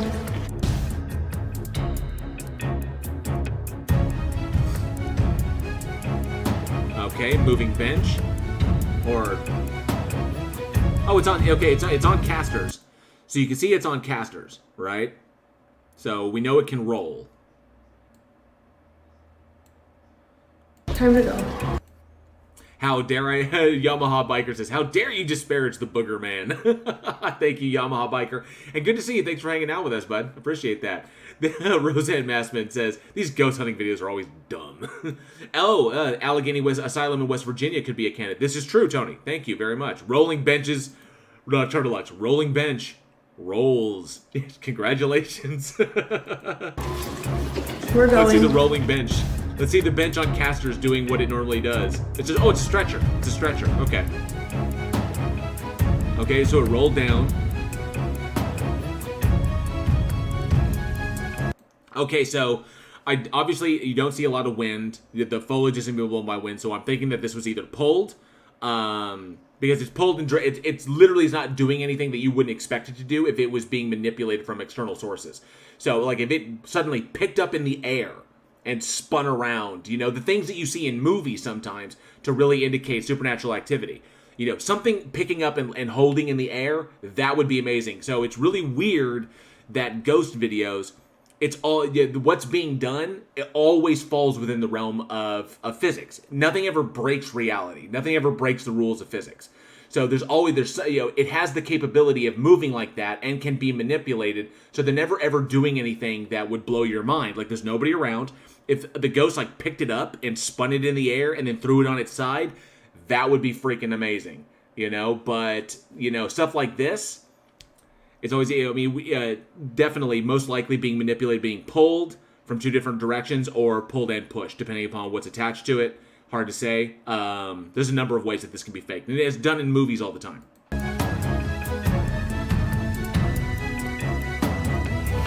And see, that's what's interesting, is that the stretcher only moved in this direction. It only moved this way. It didn't go to the side.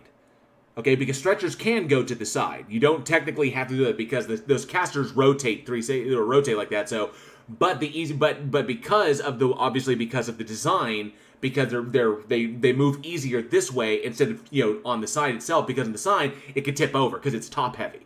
Okay, and because of the way the legs are designed. So if you pull it from the side, you could inadvertently topple the thing over, and then the effect is done. So in this particular instance, it's only being pulled or pushed from the edges. So it's literally moving back and forth, but never this way. So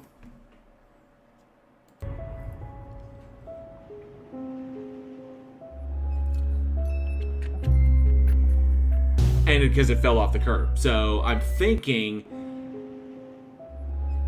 and then it hits that and then gets pulled off. Yeah, most likely whoever was manipulating it is off camera. They're off camera over here, probably maybe in the bushes. And entirely possible that it may be two people going back and forth, tug of war, manipulating from the sides. So,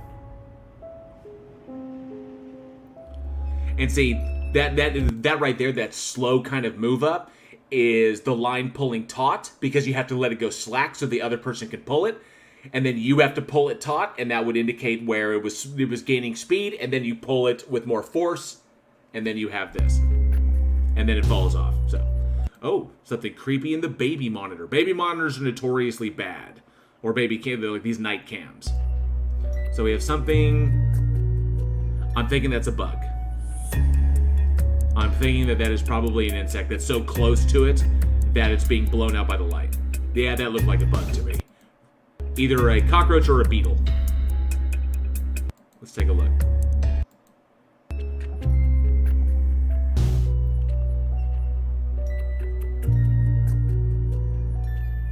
Yeah, I'm thinking that's a bug. A bug crawling on the camera. Yeah. Let me know. You think it's a bug? And hey, Haley, good to see you. Haley Taylor, the Psychotic Banshee. Wheelie scary. Yep, 2 people. Renee. Yeah, absolutely. Objects mysteriously move in haunted Canterbury pub.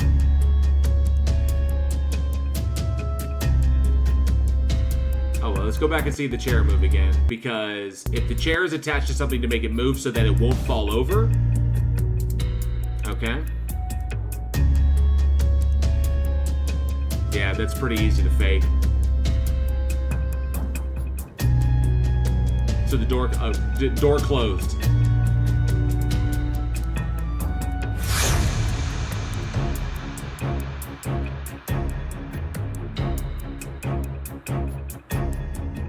Okay, come on, guys. Really? Okay, so I guess the salt shaker moved, which is interesting. This is what's weird. Obviously, the place is supposed to be closed. There's nobody there. It's nighttime. These are security cameras utilizing low light settings or cameras. But here we go. If you look at it, this is obviously a pub. Why is there one salt shaker left on the table? The salt shakers are not anywhere else. There's just one. This one errant salt shaker, and it's white. Because if it was a pepper shaker, you wouldn't be able to see it. So, salt shaker. Just happens to be a salt shaker left there. Specifically in view of the camera. So that they could do this. So, yeah. It's the aliens! Yes! Won't let them probe me again. Careful, sometimes you never know. Yeah, and then the pillow.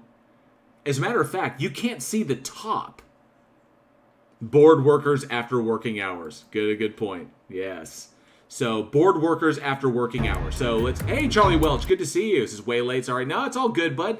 Lots of cool stuff that we've done tonight, but now we're checking out some creepy videos before we watch another creepy video. So, okay, so I can see the top of that. You can see the top of that. Okay, cool. So, it goes up, it goes out. But that was weird because watch the fringe. If you watch the tassels on the pillow. And then it goes. That was literally hoisted up by something. So that was hoisted up by something, and then someone probably back there or whatever, that was hoisted up and that was thrown. So that was obviously very fake. All right. Video captures janitor ghost throwing a broom. Logan Sandman says, 1 white salt shaker, 1 black ashtray. Where can you smoke in a restaurant anymore? That's a good point. Well, it is a pub, so. And haunted pubs get more customers. Absolutely. Roseanne Massman says, play the pillow in reverse. Was it tossed on the couch? Interesting. Could have been. Fishing line. Absolutely. Offset pulley, so it comes towards the camera. Very good point. Absolutely. See, it was weird because the tassels didn't act. Something weird was with the tassels. Now, either they were really, really loose and they were designed to flap around like that, or we're seeing something else. It could have been, absolutely, that's entirely possible. It could have been reverse. I wish I could play it in reverse, but here we go. It looks like an opening garage door to me, which, given how slow that's going, that was opened, that's on a button. Yeah, it's a push button, and then it opens slow, because it's probably a very, very heavy door. It looks like a heavy steel door, a roll door. So likely it's someone hit it, because you can't hear the sound, because it's probably a security, probably a low quality security camera. So the door that's going up, and so someone's opened it with an automatic opener, given the steady rate that it's going. So.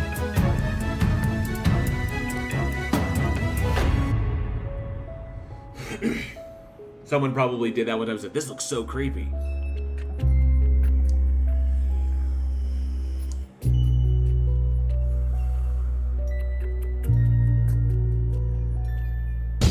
Somebody's hand entered that frame. Did you see that? Somebody's hand entered that frame. Yep. There's somebody standing there. Somebody's hand, look, watch by the yellow and black pole. Somebody's hand enters the frame. Yep, and you can see it right there. Let's back it up so y'all can see it again. So watch by the yellow, you can see somebody's hand enter the frame, and then grab and then push the broom. Yep. Somebody was standing there, yep. Why the dramatic zoom in? So that you lose resolution. That's why.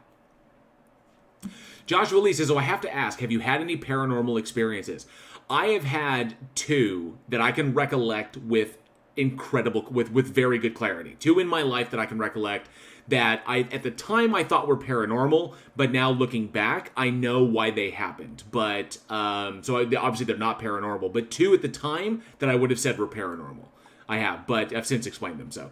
Yeshua Hamashi says, search on YouTube, Possessio Demonica M Hospital. Do you think this is fake? And I know that Yeshua Hamashi, I know that's Otangelo, so cool. I'll have to check it out. The broom fell over when the door went up. Thinking about that, but somebody's hand entered the frame on that one. Yeah, someone standing on the inside of the corner, most likely. Heavy truck bay doors always open slowly. You're absolutely right, Alice. Absolutely.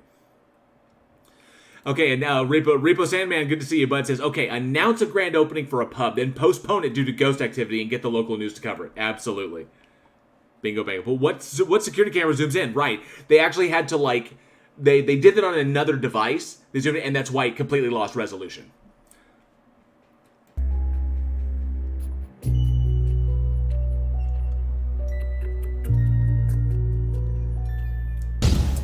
Oh, okay, so woman captures paranormal activity in her bedroom. That door is really creaky. I would not abide that in my house. That thing would be getting oiled. Especially if it had a tendency to swing open.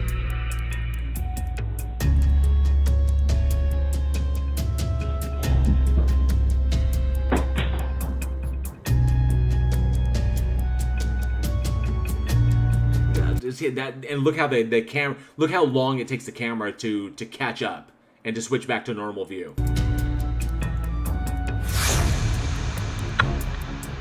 And the light goes out and switches back to night. Yeah. So that was a door opening and then the covers. But the way the covers were pulled, that leads me to believe this was completely staged. Let's look at the covers being pulled again. Yeah, see, they're so somebody's off screen, and this was set up, so this is fake. So absolutely staged. Invisible Man trying to get some.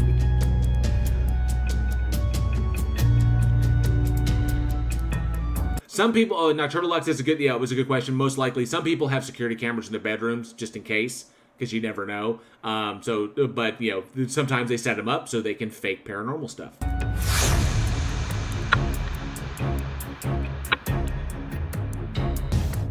All right. Glass mysteriously shatters in a haunted pub. Okay.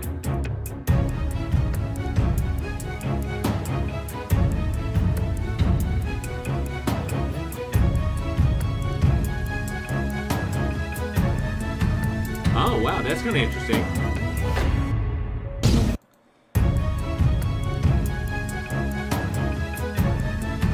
So the glass just popped. All right. So they want to post it for YouTube for clicks and views. Good point, Roseanne. Absolutely. Very good point. Hello Baby says, I would never watch myself sleep or tape it. That could be her foot pushing the covers off. It could have been. I'm thinking, just came out of the dish. So thank you, Repo Sam. I was about to say, the one thing about glass is temperature differential. Okay, depending upon the quality of the glass, the thinness of the glass, temperature differentials do a lot of wild things. If you have a warm glass and you pour a cold beer in it, chances are it could probably break. So I remember one of the frequency shatters is a possibility. Hot glass, cold liquid is what I'm thinking, because it's obviously it may be a beer in there. But I remember I was baking a casserole. And I pulled the casserole dish out of the oven. It was a large, thick glass one. So I pulled the casserole dish out of the oven, and I set the casserole dish on the counter. So I set it down, and then I went. Oh no, I set it on the stovetop, and we had a glass stovetop, is what we had. So I set it down on the stovetop, and then I went back to close the oven. So I went down to close the oven. So I opened the door, I pull it out, set it up on the stovetop, went back down to close the door, and the casserole dish literally just shattered. But it went pop, the edges came down because you have a casserole and it's like a rectangle, and then they literally went boom and boom. and the whole thing just cracked through. And it freaked me out because the sound was so loud. What I didn't realize was that I took this casserole dish that was old, already old, is one of the oldest ones we had, and it had been baking at almost 400 degrees. And then I took it out of the oven instead of letting it cool, turning the oven off and letting it cool down. I took it out of the oven and set it on the glass countertop, the glass stovetop that we had that was cooler than it, and the temperature differential shattered the glass. Freaked me out. So, because I didn't expect it. So yeah, or do they keep their glasses in the freezer? Or it could be a hot drink in a cold glass or a cold. But I'm thinking this is temperature differential.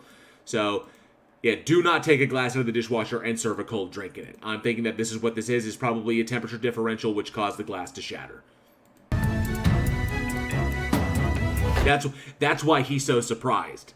Is most likely, or it could have been a hot glass that was simply set down on something in something cold, or the bar itself was cold and the temperature differential caused it to shatter. So, it also could have been faked with cinema glass. Also true. It could have been straight staged. Absolutely.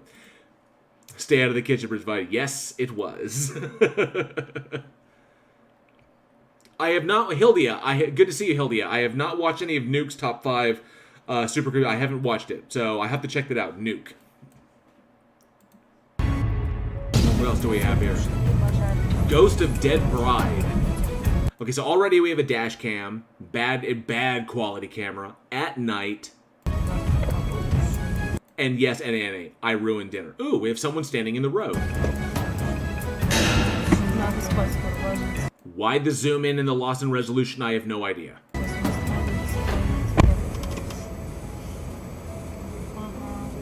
Well, it's not moving. Okay, hang on a second. And then it disappeared, so hang on. Okay, that's her shadow walking by.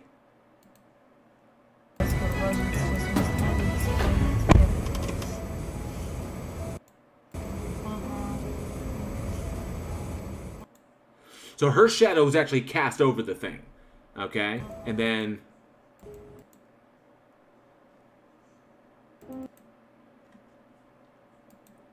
That's well done. That's very well done. But the quality is so bad, you might be able to hide and edit in there.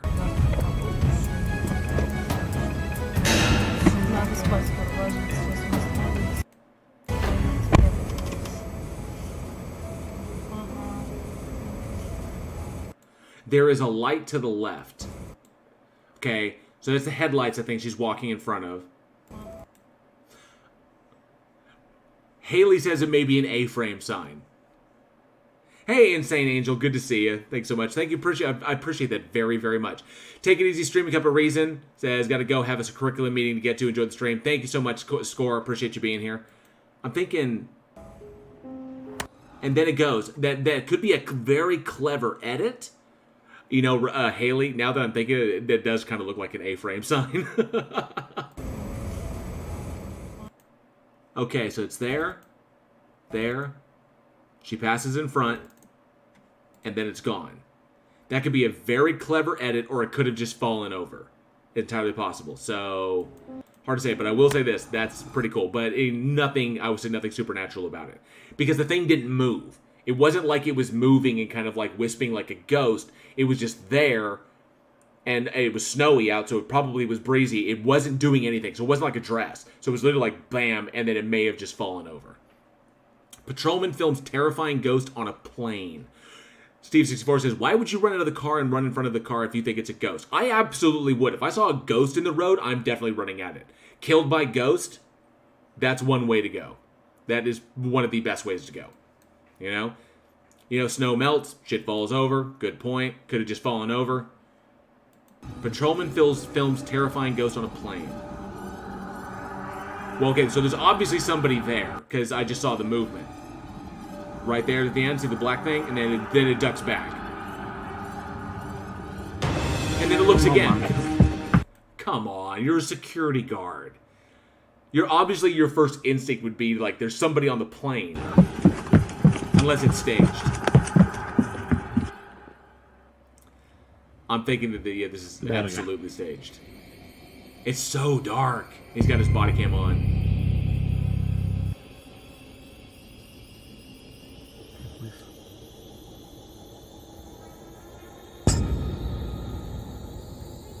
And then someone ducks back. So, yeah, this is...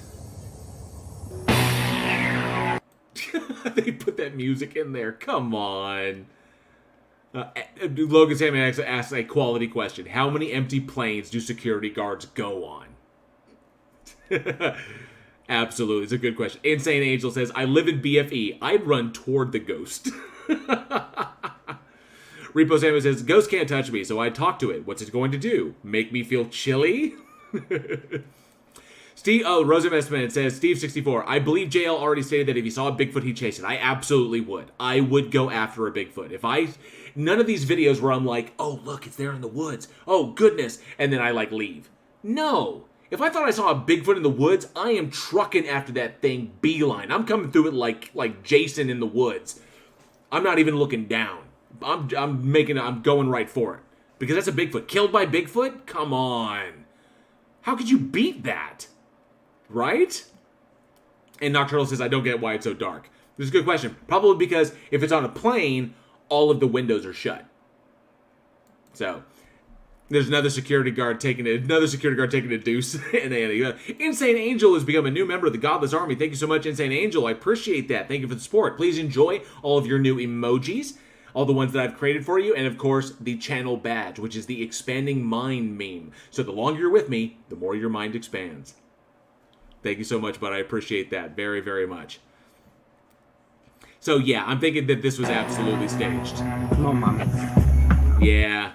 No security come on. guard. No security guard worth their salt would if they're literally doing inspection of a plane and they suspect that somebody's on it and they're in there doing a search to see if somebody's hiding on the plane. No security guard with their salt is going to be like, oh, I'm running away from the person that may be hiding on the plane. That's not the way that's going to happen. So.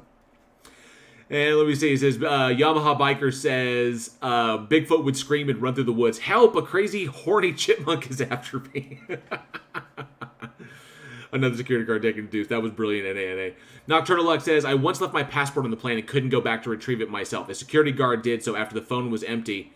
After the plane was empty, but I'm sure the light was on. Sure. They probably would turn the lights on the plane so they could find it. So, wandering about a plane, with all the windows closed and it's dark and obviously very, very staged. Tony Regime says, I've done night security. One time I was working with my cousin on a boat on the Thames.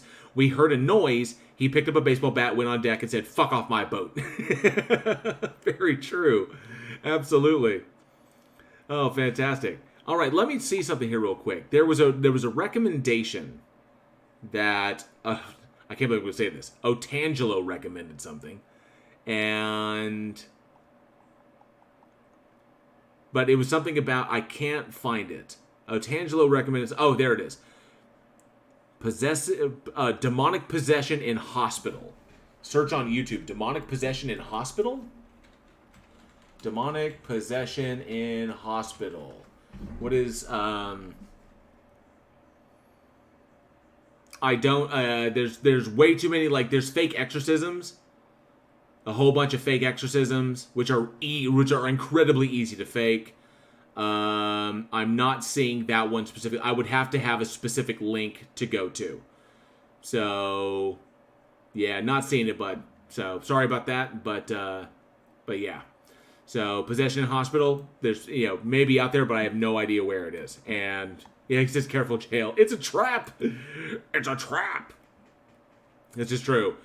Oh, what is this? Incel Angel says, Insane Angel. Sorry about that. My bad. I need to wet my whistle. Oh, that was terrible. So sorry. We've had an increase in Bigfoot sightings here in the Carolinas. I'm heading to the coast next month to debunk this. Fantastic. That's awesome. And it's great. I have family in South Carolina. Very cool. In South Carolina, so near the border. So with North Carolina. So very cool. Yeah. So sorry about that, Insane. It's like my tongue caught in my mouth. So run, Forrest, run. Tony Regime says the Omen suggests watching demonic possession videos. This could be the proof we need. I know I dropped the passport on my way out and only noticed it afterwards. Yeah. So, hail Satan, Angelo, hail Satan, he is a zero. Method shrooms do funny things. They absolutely do. All right, so, we've looked at those two. So, let me do this. And we pop over here. And as a matter of fact, wait, I can do this. I'm pretty sure I have it on my computer. Bam, and that's the tease, and that's the tease. Where'd it go? That's just the clip. Where the hell is it? Oh, there it is. Okay, so this is all right. So as I promised, and Roseanne Masked Man. Oh, Elizabeth Sylvester says it's okay, JL. You read the whole name and combine them. I do that too sometimes. Yeah, so it just sounded so bad. All right, so thank you, Roseanne Masked Man, for the compliment and me making horror films. So for those who are interested, if you have not seen this, this is something that I wrote. I wrote it. Eugene from Week in Horror, Eugene directed it, and you will recognize a face in it if you have not seen this yet. So there's actually a link that you can get to this. It's a secret link, and it's hidden on the Week in Horror page. On the Week in Horror YouTube page, the link for this is buried somewhere on the page. You can find that link, and then you can go and watch this yourself on the Week in Horror channel. But I will present it here for y'all. So you can see this here. This is something that I wrote and Eugene directed, and you'll also recognize somebody from it. All right, so here we go. So please enjoy my latest addition to the horror genre. Oh, and for those who are squeamish, this is your warning.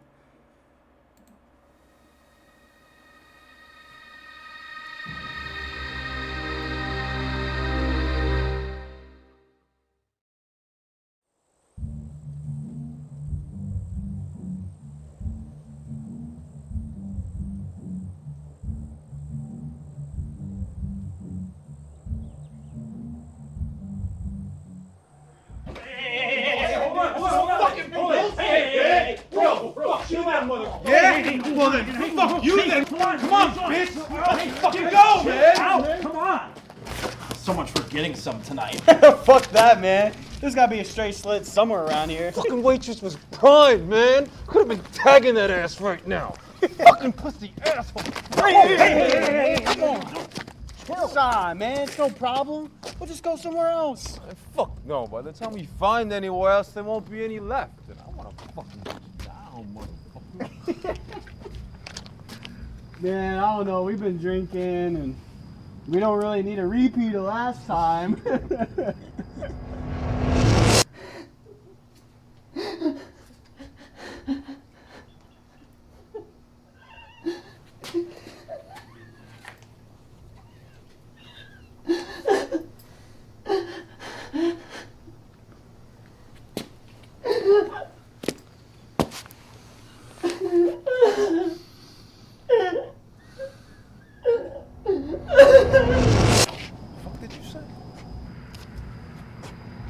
Nothing. I just we don't. Whoa, son! Trying to fuck us, asshole? You gave your word that was the fucking end of it. Sean, wait, fuck, no! I'm just saying it's a little too soon, right? I mean, if the girls are too close together, someone's gonna put the pieces together.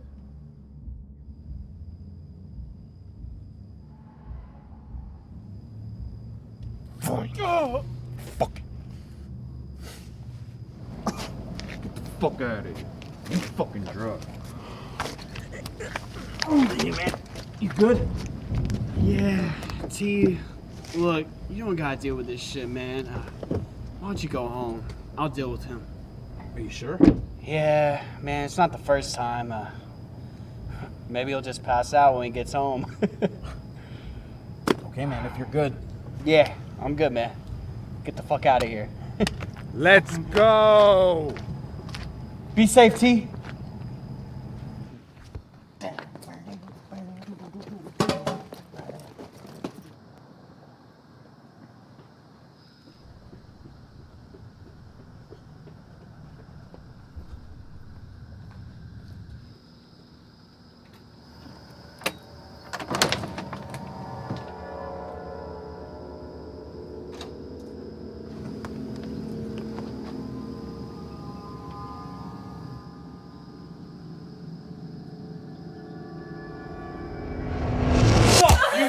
bitch!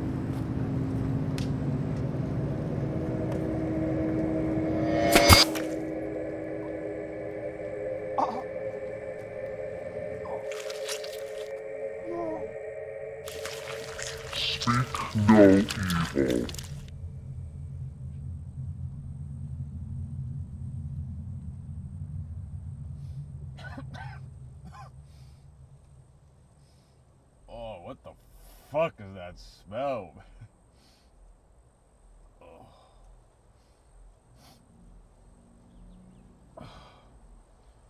Johnny! Finish your smoke, man. Let's get to the house. Let's fucking go.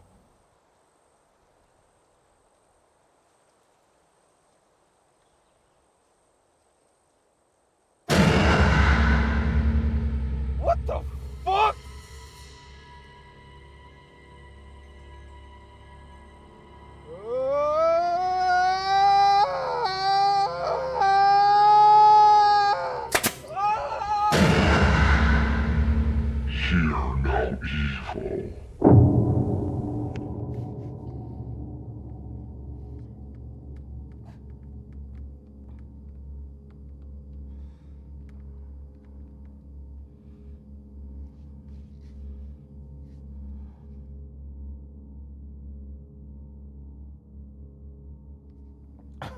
What do you want, man?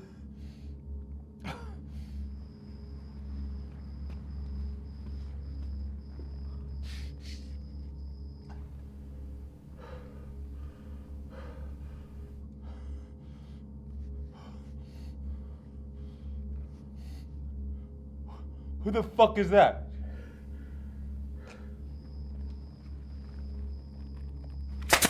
Oh, what the fuck?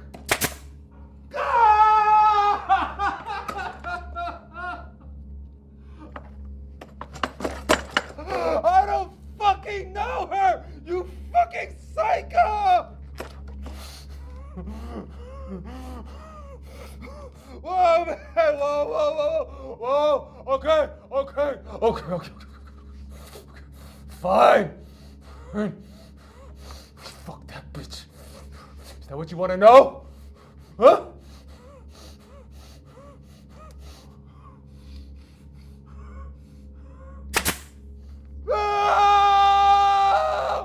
Oh, fuck you! Oh! Fuck you, motherfucker!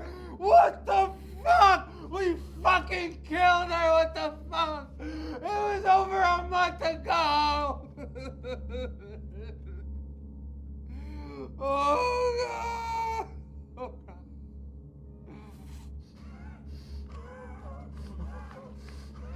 Oh!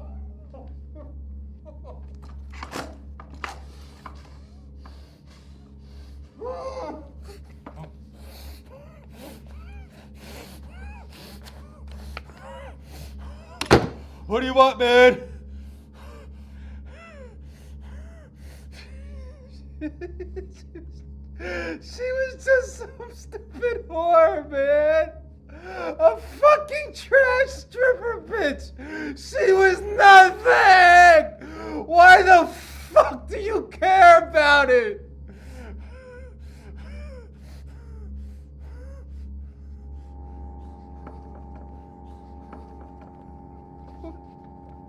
What are you doing?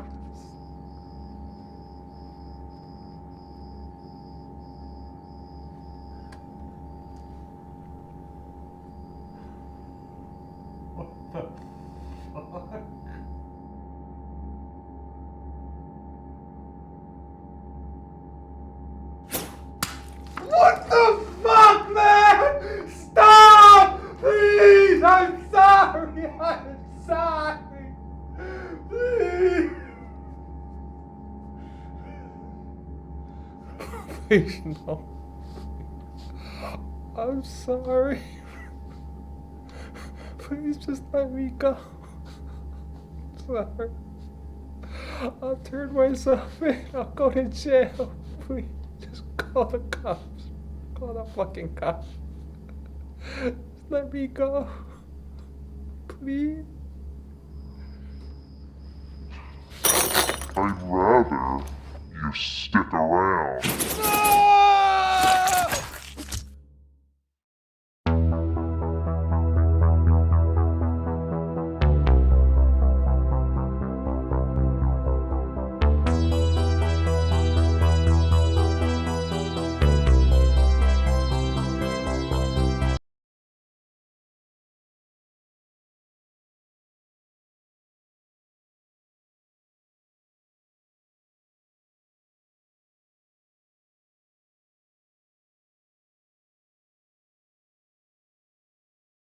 My bad. I was muted. I caught it. It let me know. StreamYard let me know that I was muted. Sorry about that.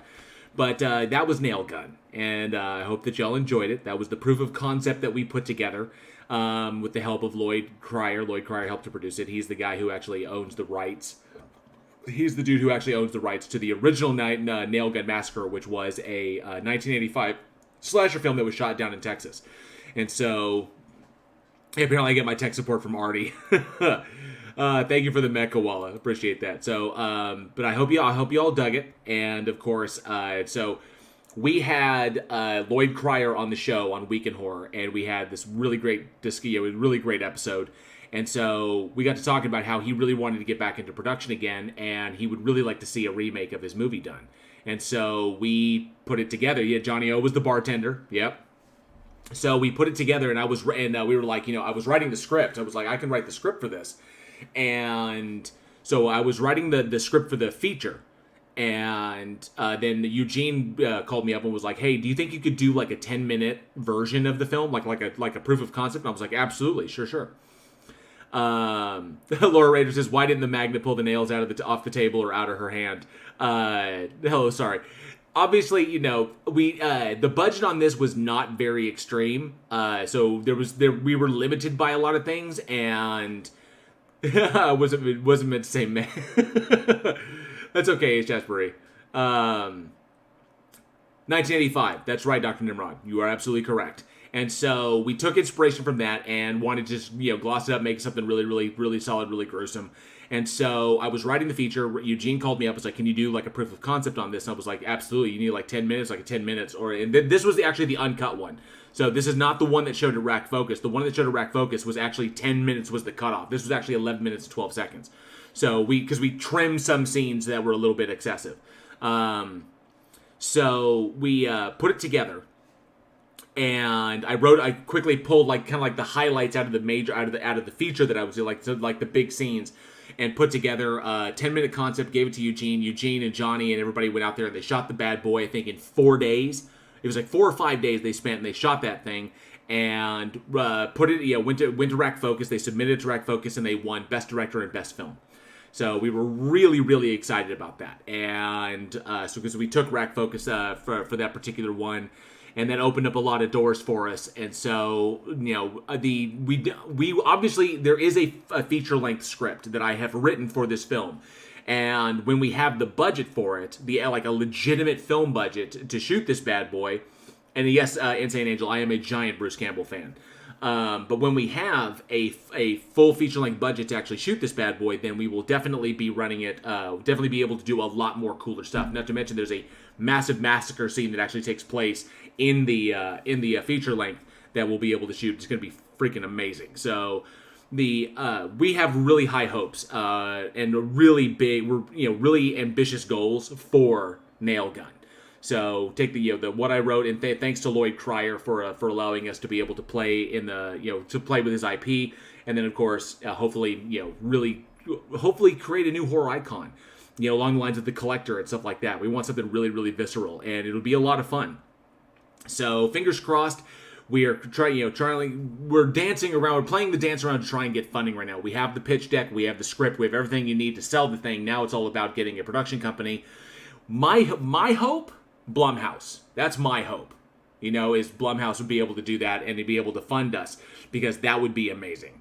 So, hey, Christo Kieran, good to see you. Says, hey, JL, good to see you. Thanks so much for coming in. So, thank you very much, Insane Angel. I appreciate that very much. Looking forward to more of my work. Thank you. So, that's the big hope for Nail Gun, is that we'll be able to get it in the hands of someone who could produce it, and then we'll get the funding for it and be able to shoot it. We already know where we're going to shoot it. We have everything locked down, and of course, all kinds of cool stuff. But once we get once we see movement on that, then obviously y'all will hear about it, especially those who are subscribed to Week in Horror. If you're a patron of Week in Horror, there's a bunch of behind the scenes stills that we took during the production that you can go and you can check out, like how we did everything. That's on our Patreon, patreon.com/weekinhorror.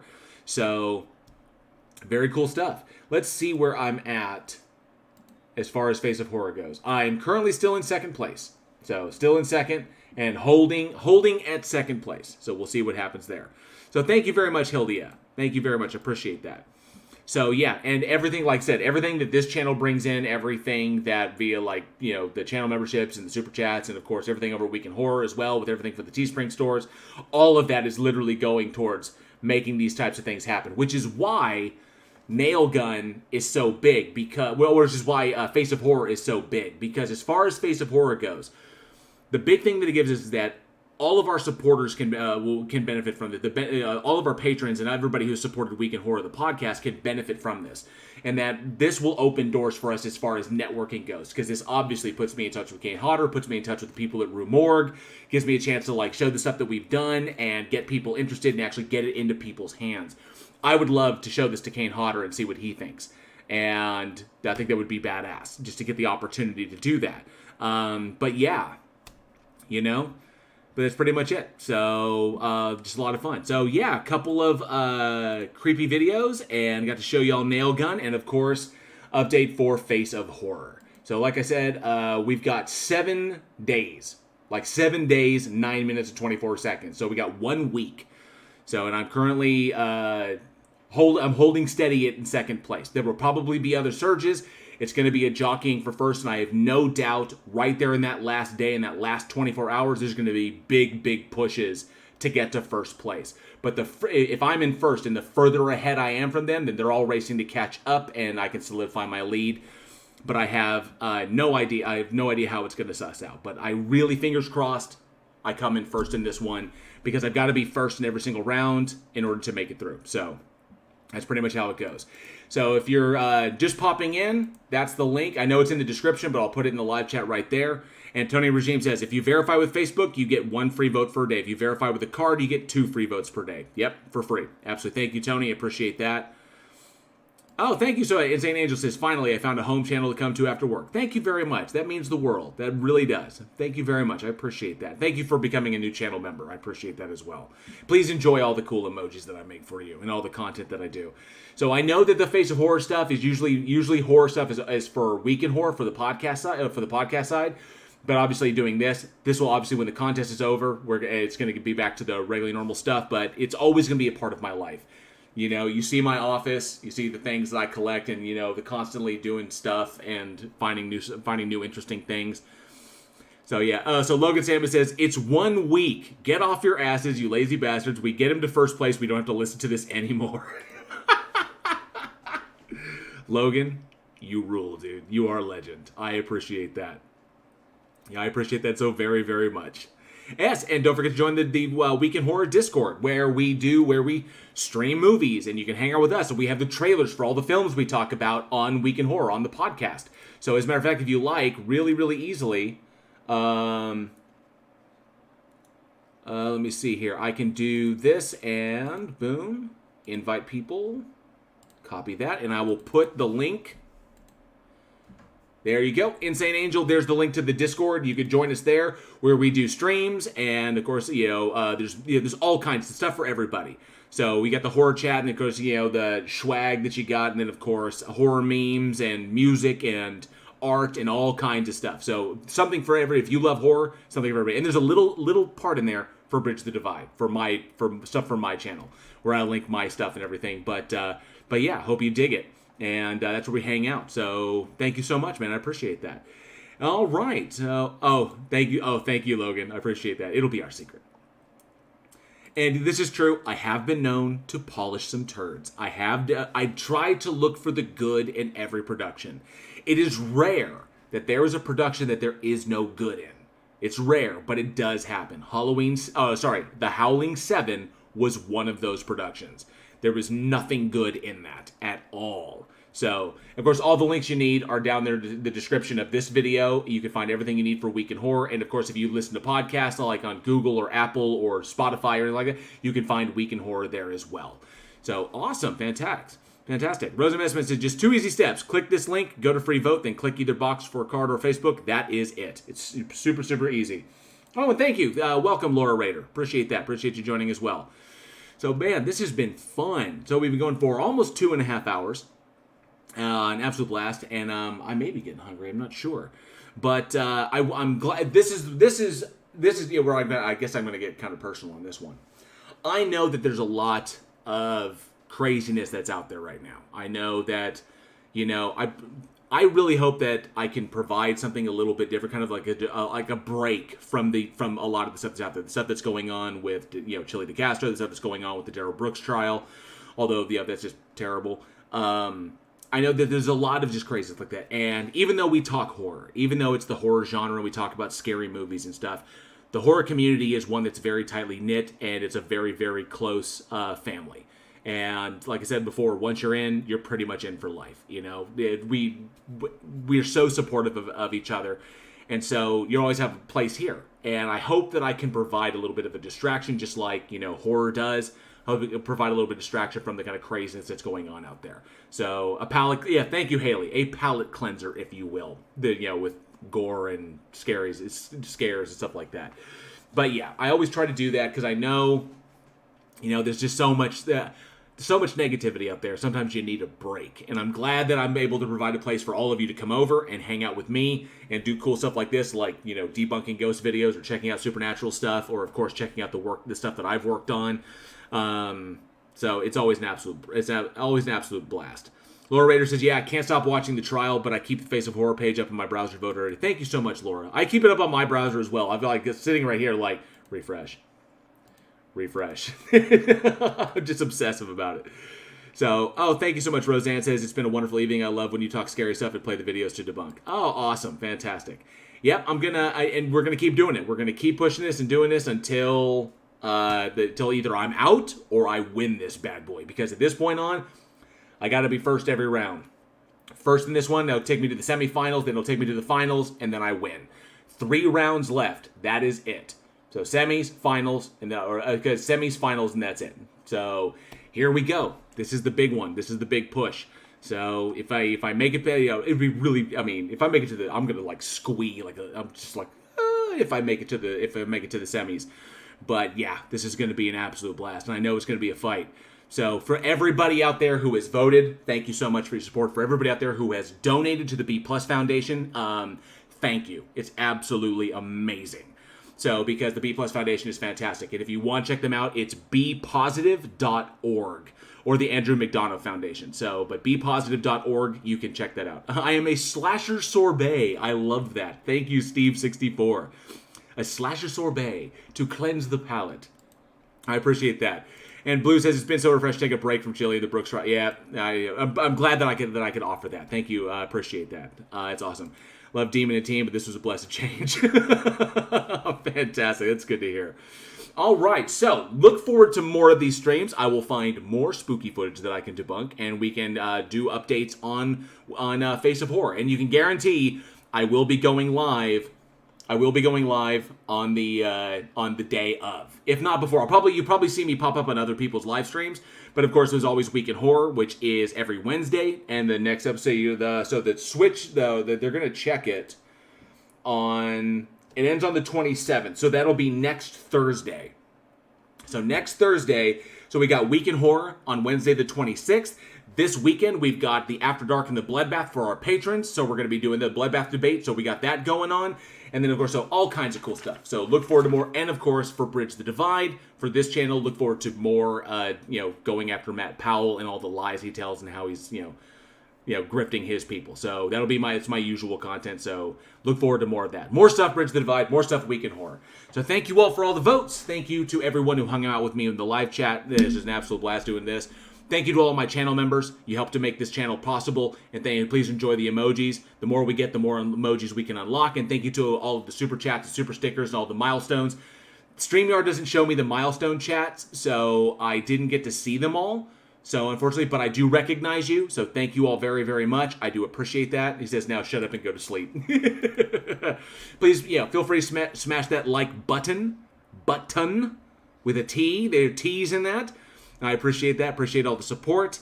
Let me do this, because I am terrible at... I should have had this set up before, but I didn't. What are you going to do? Let me see here. I have everything so buried on my damn stream. There it is. Boom. Let's do this. Let's do that. So, I appreciate everybody hanging out. It was an absolute blast. Thank you all for the support, and I'll see you on the next one. So, as always, be safe, be excellent to each other. And together, you can help me become the new face of horror. Bye.